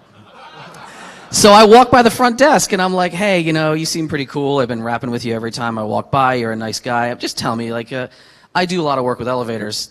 What's up with the security service that you apparently are using 20 times a day? Like, are you having security incidents all the time? And he's like, no, the maids use that to go to the basement. We just turn that on and disable the lockouts. So just because you think you see something you understand, it might not be doing what you expect it to do. And what a lot of people don't know what they expect it to do is the big one. Fire service. So, in the lobby of pretty much every building built in the 1980s and later, you're going to see a key switch just like this at the lobby or some other designated landing. In super tall buildings, they'll have sky lobbies that'll have their own switches in those lobbies. And what this basically is, it allows a firefighter to manually put an elevator on fire recall mode. So you've probably seen signs near the elevator that say, do not use elevator in the event of a fire, use the stairs, right? And no unaccompanied children, something like that here? Yeah, apparently that's the rule here with your elevators. The point being, though, that elevators do have ways of detecting when the building is on fire, sort of. The landings, the area immediately around where the elevators open up, will have a smoke and a heat detector usually. That will be tied back through the alarm system into the elevator, usually by use of dry contacts. What will happen is, if there's a fire or smoke condition that's in front of one of these landings, the elevator controller knows that there's an emergency, and it takes the elevators out of automatic operation and brings them down to that designated landing where those key switches are. The point being that passengers should not be allowed to operate the elevator when a fire is happening. There's tons of cases of this where somebody ends up in an elevator during a fire situation and the doors open to a floor that's on fire. And it's obviously not a pleasant end. So that's fire service mode 1. Phase 1 is what we'd call it.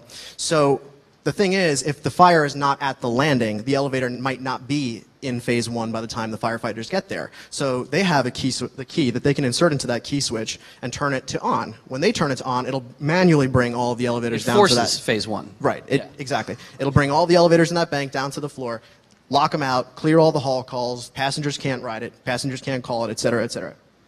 The difference between these two key switches is that one is at the landing, that's the one on the left, and one is in the cab, that's the one on the right. The one on the right is what's called phase 2 operation.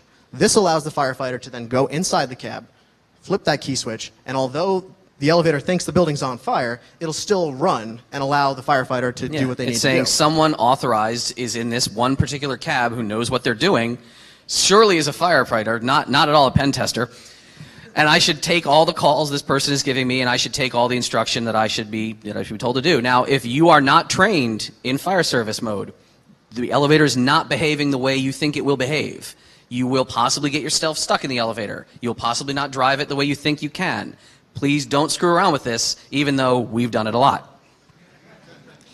So, as far as the operation of fire mode, phase 2 versus automatic operation, one thing to keep in mind is that because it's an urgent emergency situation, usually when there's a fire, firefighters essentially are allowed to override all the security that's inside these systems. And we're going to talk about that a little bit more later. But you might be thinking, okay, so you're disabling all these systems. Yeah. What could possibly ever override fire service? Who could be more important in the elevator world than a fire person? Elevator inspector. So it's not like some sinister thing where we just are all egomaniacs.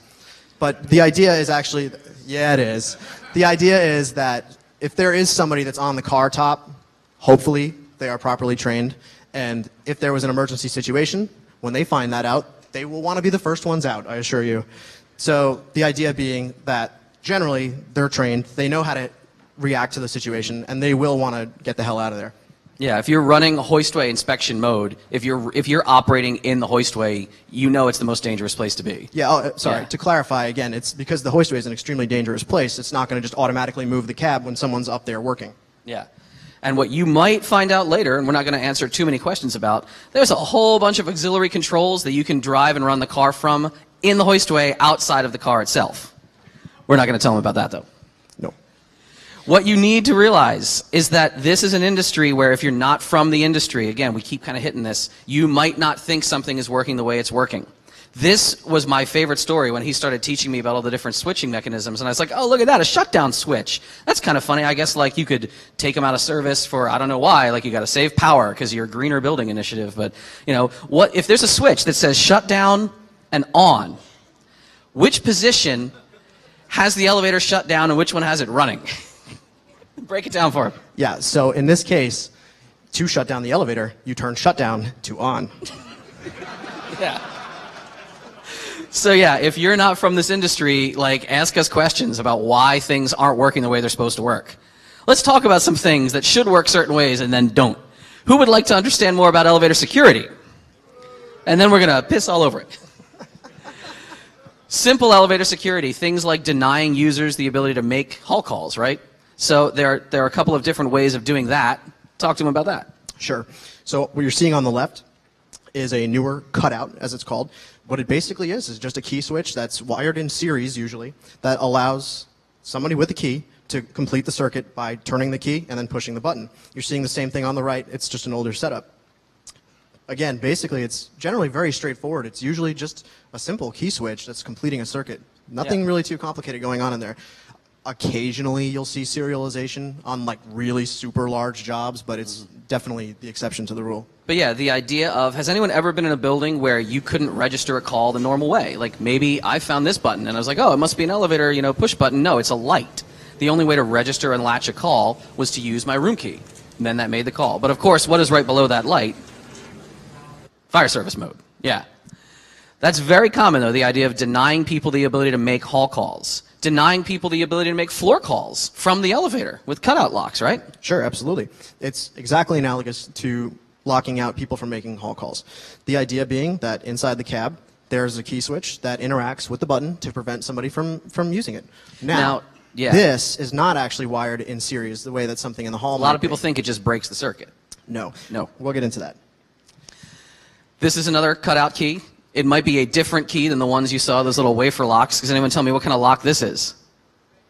Yeah, Medico. That floor 7 is way more interesting than the floors apparently in the other photograph there.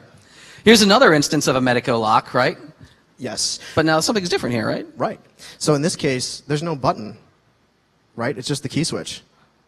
Not a good idea.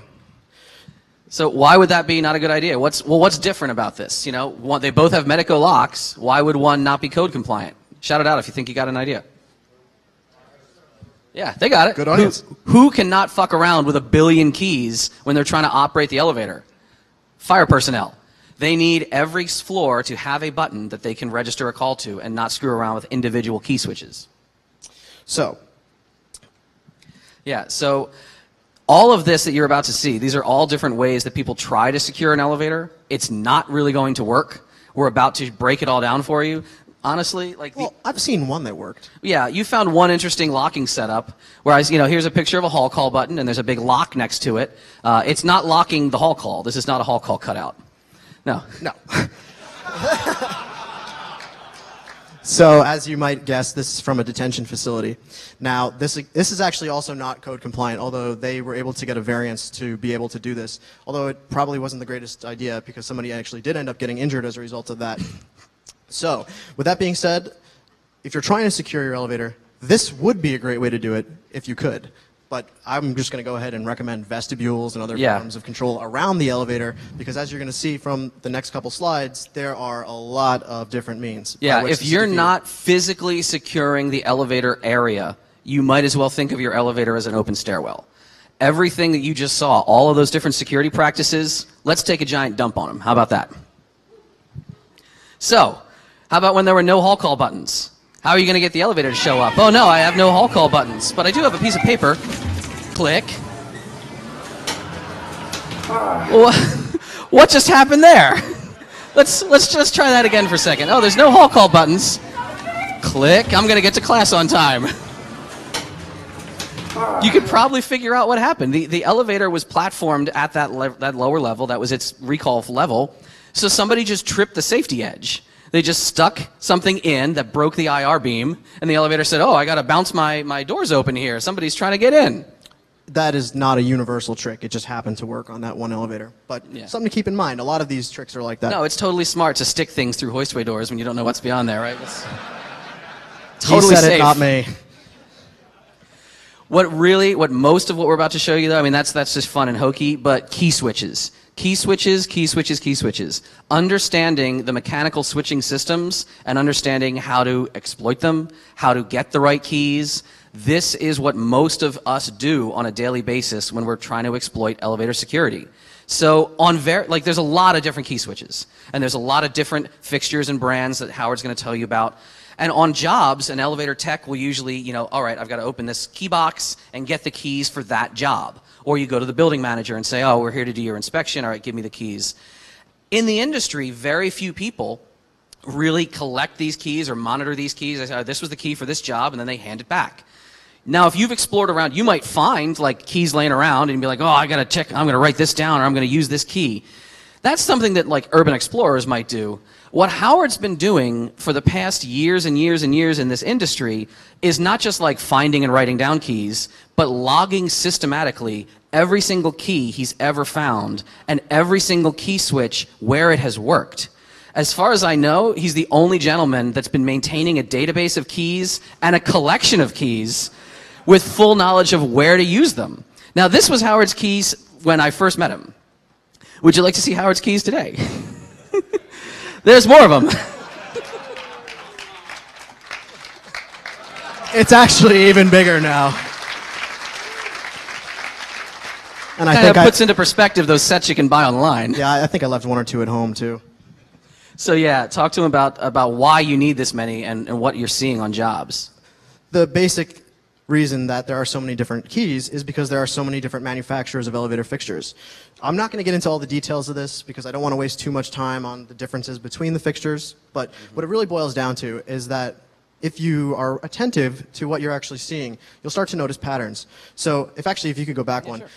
This is something you can recognize very easily usually. This is the Otis chiclet, or the Series 1 fixtures. We call them chiclets because they look like little square chiclets, and they're very recognizable in that way. They're almost always keyed alike. So if you happen to notice that the elevator is using those fixtures, you also pretty much know what key it's using. And that applies not just to that particular line of Otis fixtures, but to newer Otis fixtures as well. There's a company called GAL Manufacturing in the Bronx. They are also generally keyed alike. Innovation Industries, another huge manufacturer of generic fixtures. Again, yeah, these aren't elevator brands. These are resellers of aftermarket parts. Aftermarket parts, yeah. And they're all keyed alike. And again, I mean, we can do this all day. Adams is another provider of parts. They key them alike. I do this to him all the time. I send him photos from jobs, and I'm like, I'm in this building. I need to know what key this is. I really got to get up there. He's like, come on. It's a square button. It's not recessed. You know this. I'm like, no, I don't. Tell me what the hell this is. He's like, Schindler. I'm like, okay, fine. Security's coming. I got to get out of here. What's your answer invariably is always like, sometimes he'll text me before he's like, the email hasn't loaded yet. I'm on my phone. It's probably EPCO. Like, because everything's EPCO. Yeah, EPCO is definitely a very popular one. Now, when you see, like, when he rags on me all the time, right? Because he's like, you know this. What's the font? What is it? I'm like, I don't know, dude. Come on, tell me. But, like, if you actually compare, you might think, well, I mean, they're just round and they have a button and blah. But, like, look at them side by side. If you get into this, you'll start to learn how to distinguish. You'll start to learn various characteristics, and you can kind of, like, train spot them, just like he does. We'll give you one that's really easy. How many people have seen buttons like this before? You've been probably in like a low rise, a slow high, like hydraulic elevator, like a Holiday Inn or something like that, right? This is your classic low rise elevator system by Dover. Yeah, Dover had this market cornered in like low rise hydraulic elevators for the longest time. Dover ended up getting purchased by a company called ThyssenKrupp. ThyssenKrupp now makes their own fixtures, but for a while they were still installing Dover fixtures. But then this is great. Just like talk through this one. Okay. So this is something we just had to show you this for a second. This is something I saw once on vacation, actually. Obviously, it's a Dover elevator, right? Because it says Dover. And just take my word for it. That's a Dover position indicator. It's just another one of the many fixtures that if you start to recognize them after a while, you'll know who made it and where it originated and, again, how it's wired and all the fun stuff about how it works. But this is where it starts to break down. This is not a button. This is the firefighter's jewel. This indicates to a firefighter when the building is on fire and the elevator's on phase 1 and 2. Not the stock one, though. But it's weird because it certainly looks like a button from a distance. And if I had to guess, if you were paying attention to the other slide, it looks like an Adams Survivor Plus fixture. It's just weird. It doesn't really seem to jive with the rest of the panel. And this is also pretty weird. This is actually a ThyssenKrupp key switch on a Dover, again, on a Dover panel, but it's a Dover compatible ThyssenKrupp key switch. Stop me if this is getting weird. But they're making parts that obviously fit the systems that they used to make. It's just a newer model of it.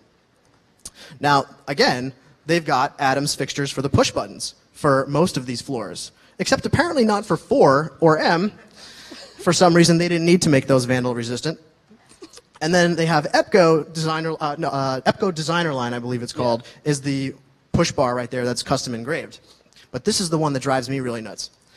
The door open button has no light.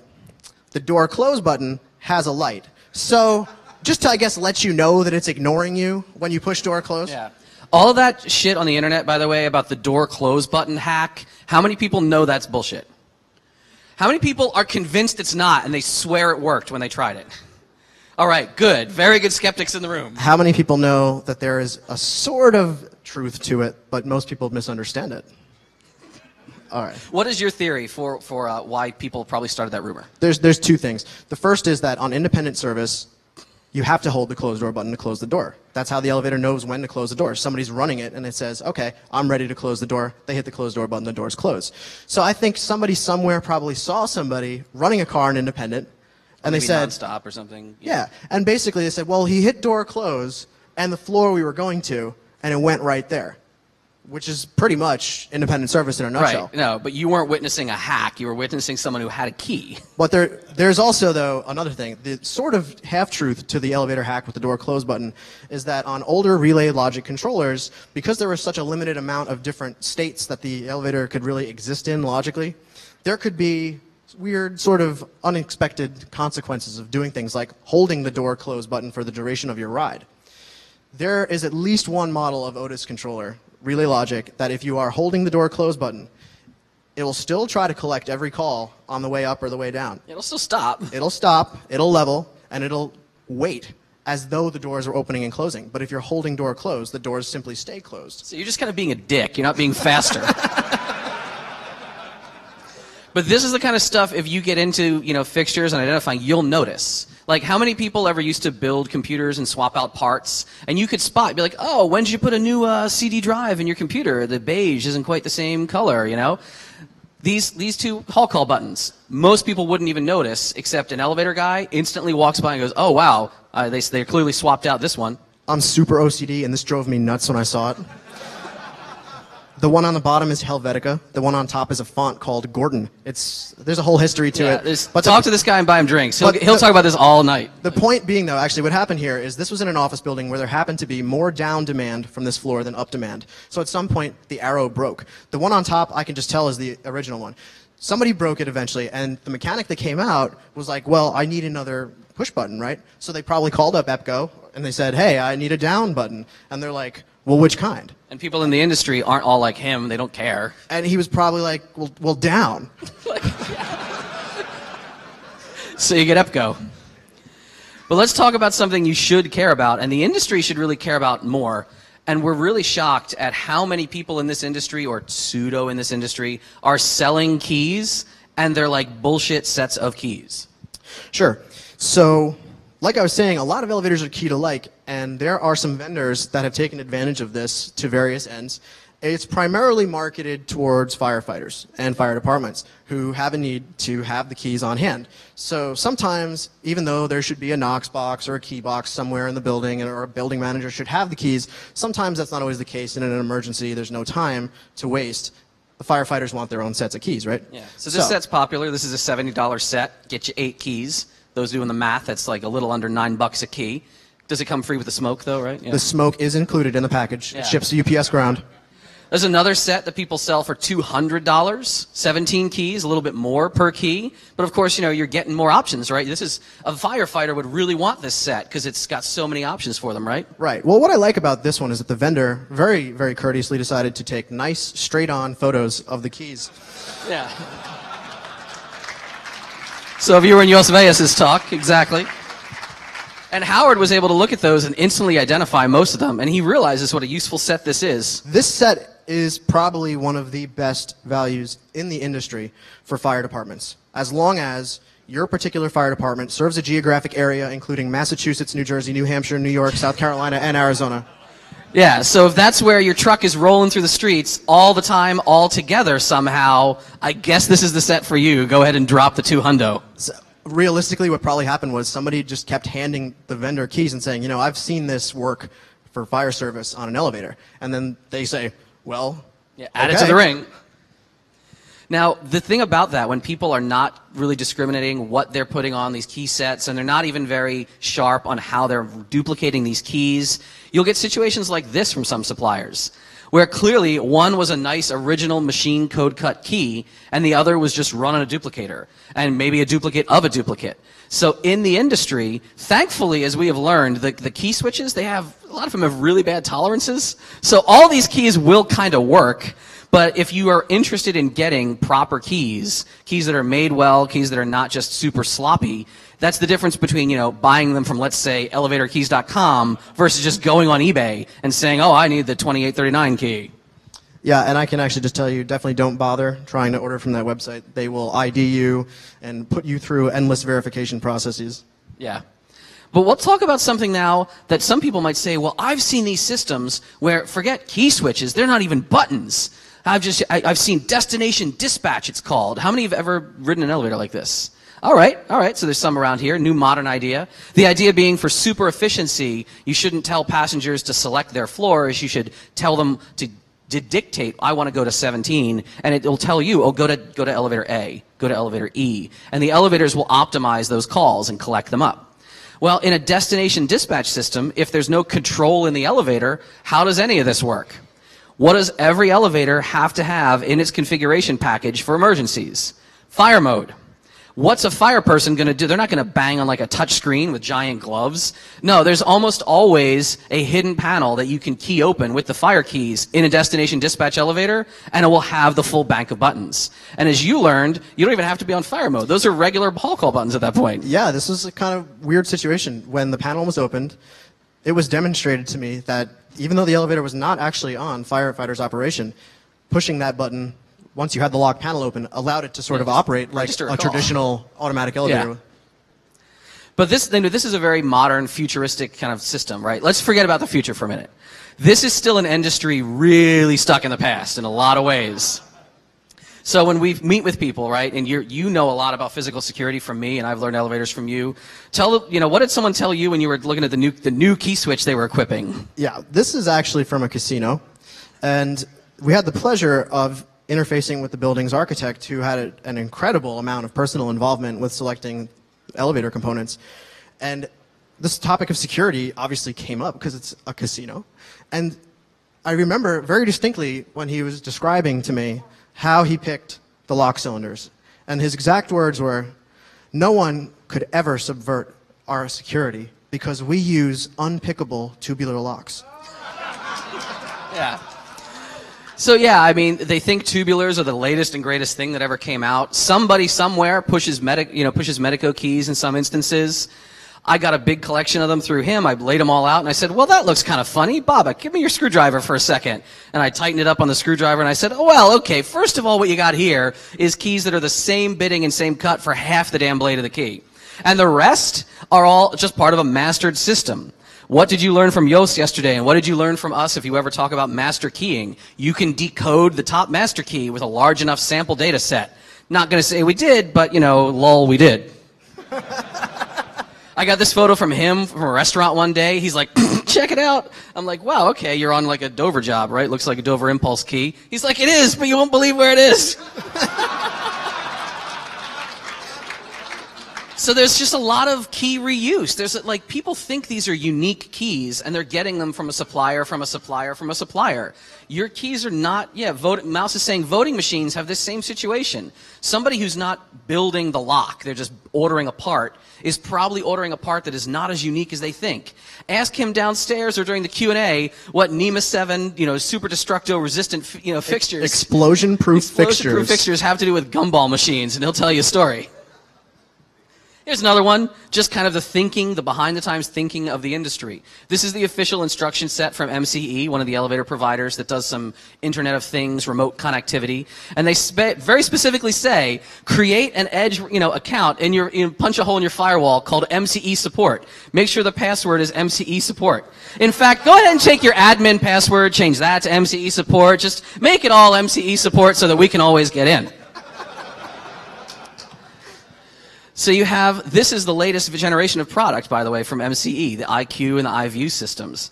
This is what they are now moving to for the idea of remote management. We're just going to let this video play and see what some people might think is, would you want your elevators with all of this functionality being connected to the internet with the same password on an XP box?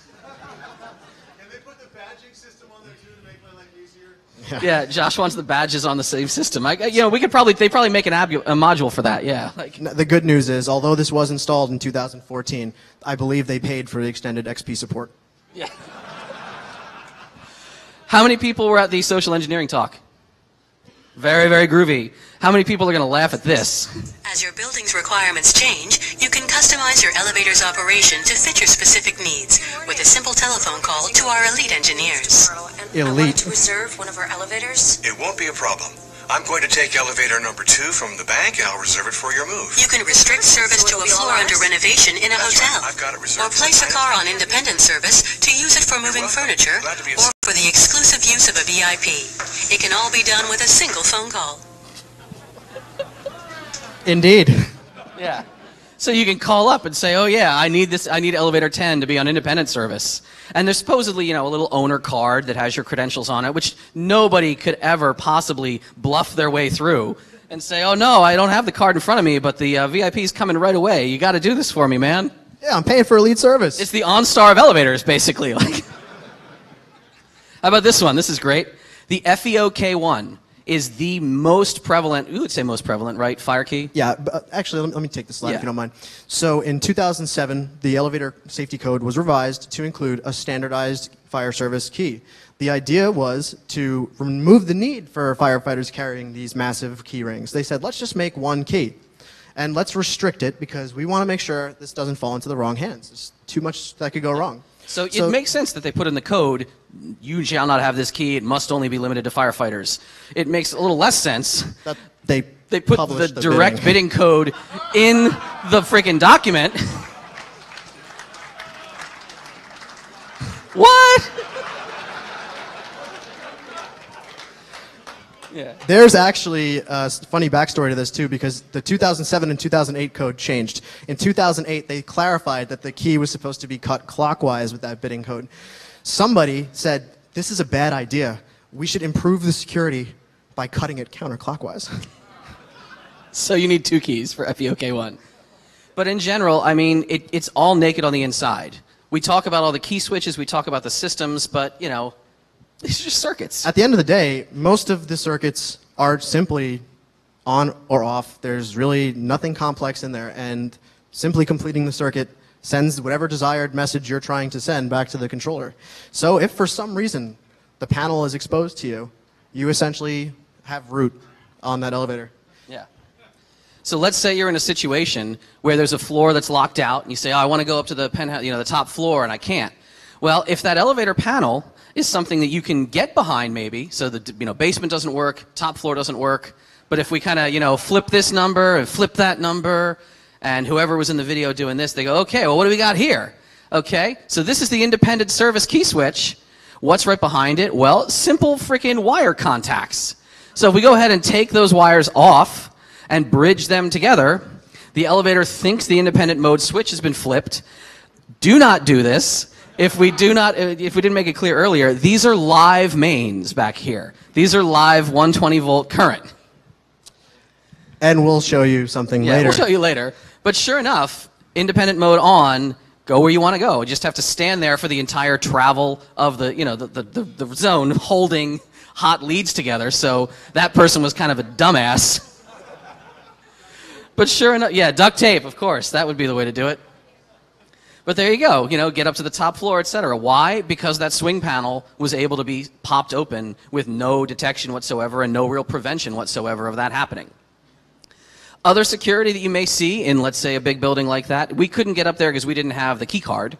No, I mean, whoever was in that video couldn't get up there because they didn't have the key card. I thought this was... It was that guy who I did that thing that time. So key card systems, again, this could be an entire talk on its own. It actually already is an entire talk on its own.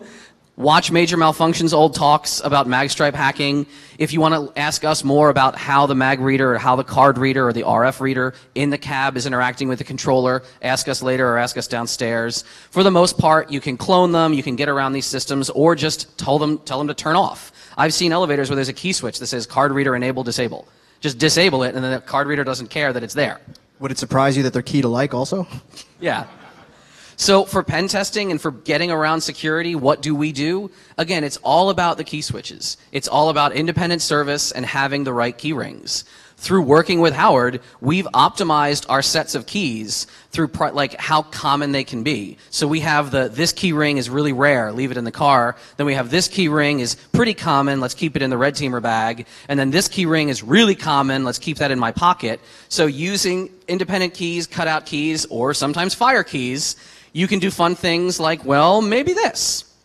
Let's say you have a building, and at the front of this building is a security desk. And if you're going into the building, you're supposed to interact with that security desk. But this building also has a rear exit. There's people that can come down an elevator and exit through a rear door. That's a rear door you're not supposed to be able to get back in. Guess what? You can. But if you get to this elevator, even then, they figured, well, you know, what's anybody going to do? This elevator is not going to respond to any calls because people don't have the badge. If you take control of this elevator, then maybe drive it in fire mode somewhere else into the building, and get off, you have effectively bypassed the downstairs security just by having the right keys and a little bit of know-how. You're going to see a video of that happening. We might even play it twice if you don't catch it all because it's really fast.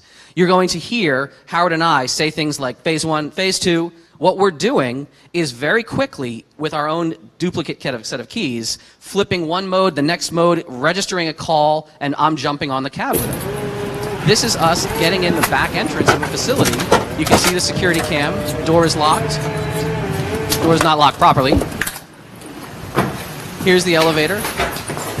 We can get it to open its doors for us, but the only way we're getting to drive it up is with keys. I'm outside, he's inside. Ready. On. Phase 1, phase 2. Call is registered. I can pull my key, join him in the car. Bobak and I have done this at various facilities before. And also when you're doing that, you're not throwing all of the elevators into, you know, fire service panic where they all drop down. Well, just to clarify, for at least the moment that you've put Very the car briefly. on phase 1, it is the bank of elevators will be on phase 1. Yeah. Now, in this case, we simply just turned it on that one car on a phase 2 and then yanked the key from the outside, effectively turning it off immediately, you know, within seconds, you know, to not disturb people within the building, right? Yeah. So everyone else did briefly experience that jewel flash on and off, Right. but hopefully they, you know, didn't panic. And if we can just do another quick disclaimer, we feel like we're trained professionals, and there is a whole story to this particular job where we filmed this. We accidentally took this elevator out of service, and it was a big deal. Yeah, it took us like 20, 30 minutes of monkeying around and It was just like phone calls. I don't know what I broke. Yeah, the controller got unhappy. So again, like this is a really cool end run around security. Be aware of how that works. Be aware that you shouldn't just maybe look at the New York Post and get the keys like Yost talked about in his talk and be like, "Well, I'm going to get some fire keys." And the New York Post said, "There's no way anyone could ever do that." So yeah, just because you think you can get the keys from a little low-res photo. Oh, fuck low-res photos, right? So this is a really high-res photo of the New York City fire key, the infamous 2642 key. Would you be interested to know that A, this is an unrestricted blank, this is a standard Yale key, or as Jos found out when he was looking at the photos, it's also the same blank that Abbas uses. So he cut a nice little Abbas just looking at this. And as he was, looking and cutting and measuring, he's like, "That is not right. Is this right?" And I said, "Oh yeah, I found out about that." Would you like to know the bidding code for this key? Would you believe that I'm not really breaking security here when I tell you that 2642 is the name of the key for years because 26420 is the fucking bidding code for the New York City fire key? So they could yell at that one guy on eBay all they want. Like, everyone has had the name and the bidding of this key forever. Yeah, and what's really weird about it, though, it just goes to show you how slow things can change in this industry, is that Post article ran in like 2008, I think. Yeah. And this has been going on for years before that even, that people were selling these keys online and on eBay. And just to be clear, I'm pretty sure that NYPD treats unauthorized possession of this key as possession of burglars' tools. Probably. So you probably shouldn't carry this. You probably also shouldn't carry the one that works in all of New Jersey, all of New Hampshire, and all of Massachusetts. That's the 3502 key, which is also an unrestricted blank, and which also has a really stupid bidding code. No, all right. Just so kidding. the tool, they're already freaking yelling at us. That's not the bidding code. That would be that's actually the real bidding code. Yeah, get the video later, I guess. One more thing about fire service and interesting fire operations. It involves the BACnet, the Building Automation Control Network. Brad Bowers did an amazing talk about this a couple of places. It has to do with the network-enabled communication in a building where, like as Howard said, if there's a fire, but it's not in like the lobby, the fire service might not trip. Well, a big building owner might want the elevators to go on a fire service if there's a fire anywhere else. There are ways of communicating between systems. Hey, there's this condition. Hey, there's that condition. The HVAC is having a problem. There's a fire sensor here.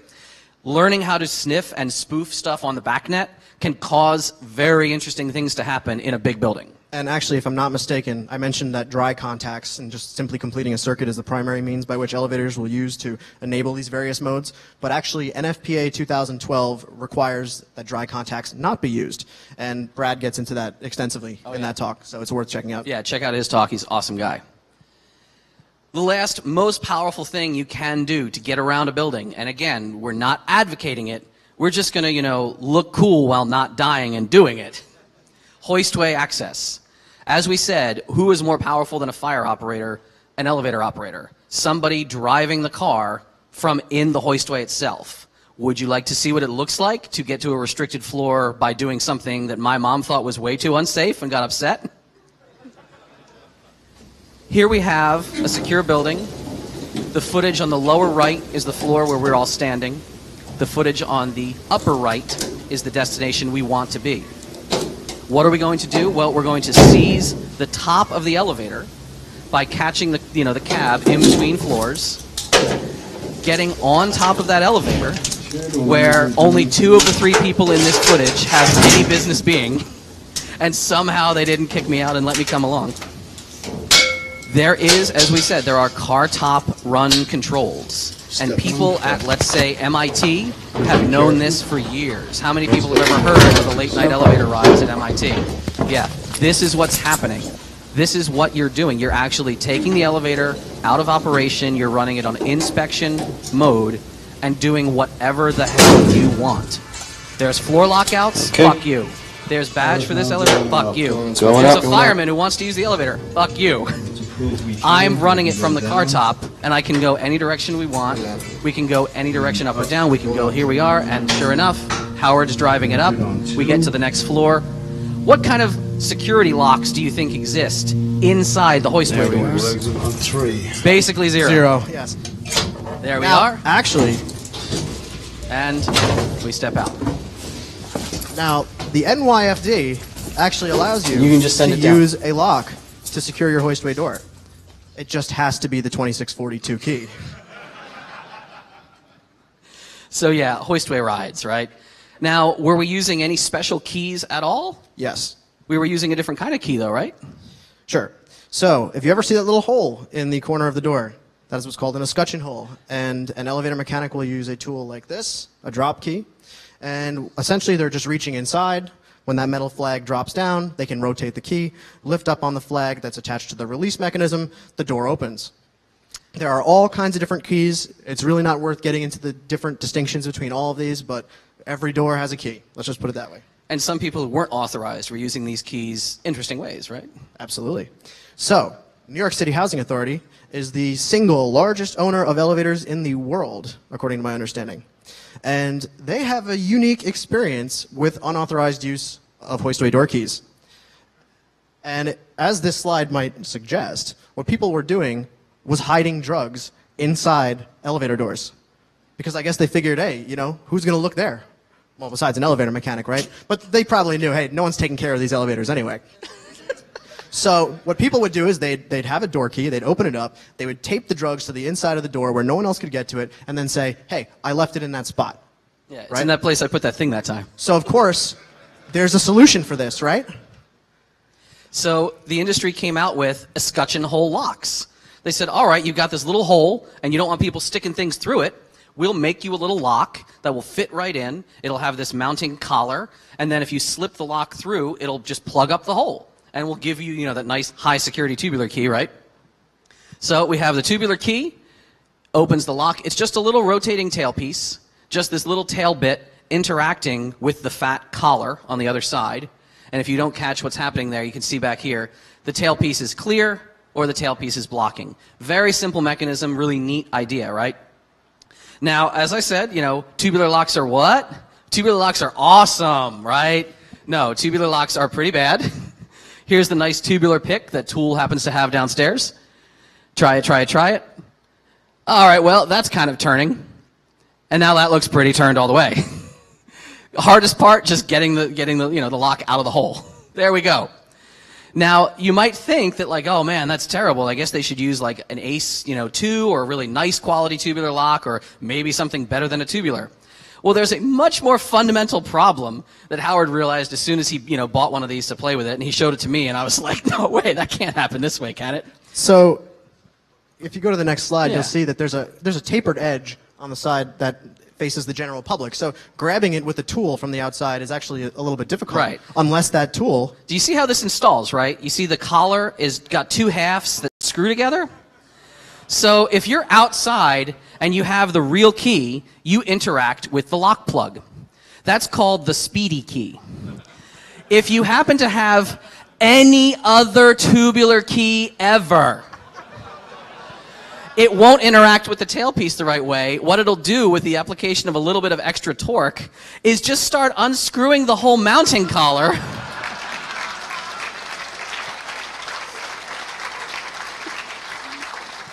So yeah, this is the slower key because you got to turn it a whole bunch of times.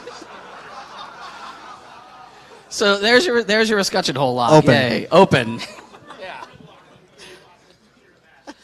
But ultimately, beyond that, forget getting in the hoistway. Yeah, hi there. Getting in the machine room, getting in the motor room is absolutely the end-all, be-all for a lot of this stuff. Right, so everybody here is probably in information security or has some kind of IT experience. So we've come up with this kind of analogy that we've explained, you know, people with keys obviously have privileges and, you know, administrators and service people within the building have escalating privileges as you go up the line. But when you're in that machine room, there's a fundamental difference between being on top of the car where you can control it without any exception. And that the only exception being that someone in the machine room could literally just disconnect the run box that you're controlling. Yeah. So to that extent, somebody in the machine room sort of has hypervisor access. They can actually change the parameters of the universe as the elevator controller sees it. Now, whether it's through a direct interface like you're seeing here, there are actually monitors, keyboards, and mice that are connected to modern elevators that are solid-state controlled. What you're seeing there was a group controller, and so it is showing you all of the elevators in a particular bank and how they're interacting with the demand. But again, if there's just dry contacts, somebody in that motor room can do a whole heck of a lot with just a single piece of wire. And as it turns out, we do that all the time.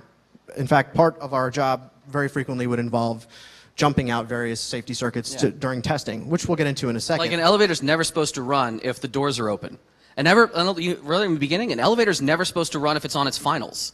If it hits the final limit, that elevator's dead, right? What does an elevator mechanic come out and fix? He jumps out the final.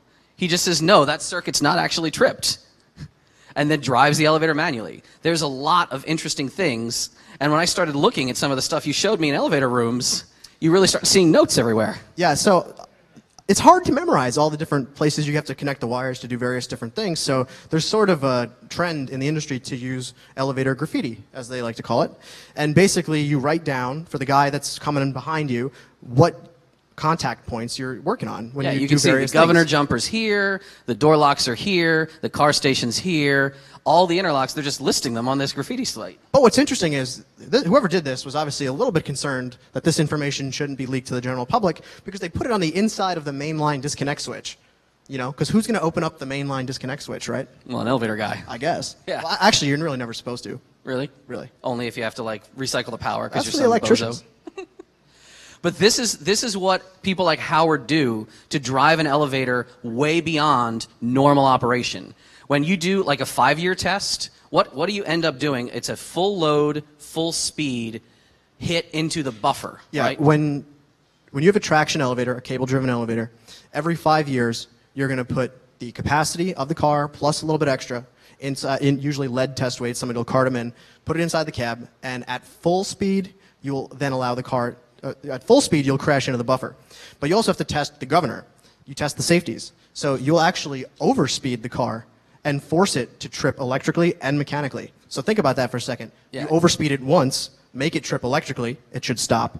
Then you have to bypass the electrical portion of the safety and then actually make it trip mechanically. It is a fantastic sight to see. Yeah, the in real idea, life. you know how many people you talk to your friends about having good backups, and you say, well, have you ever actually like tried to restore from your backups? Have you ever wiped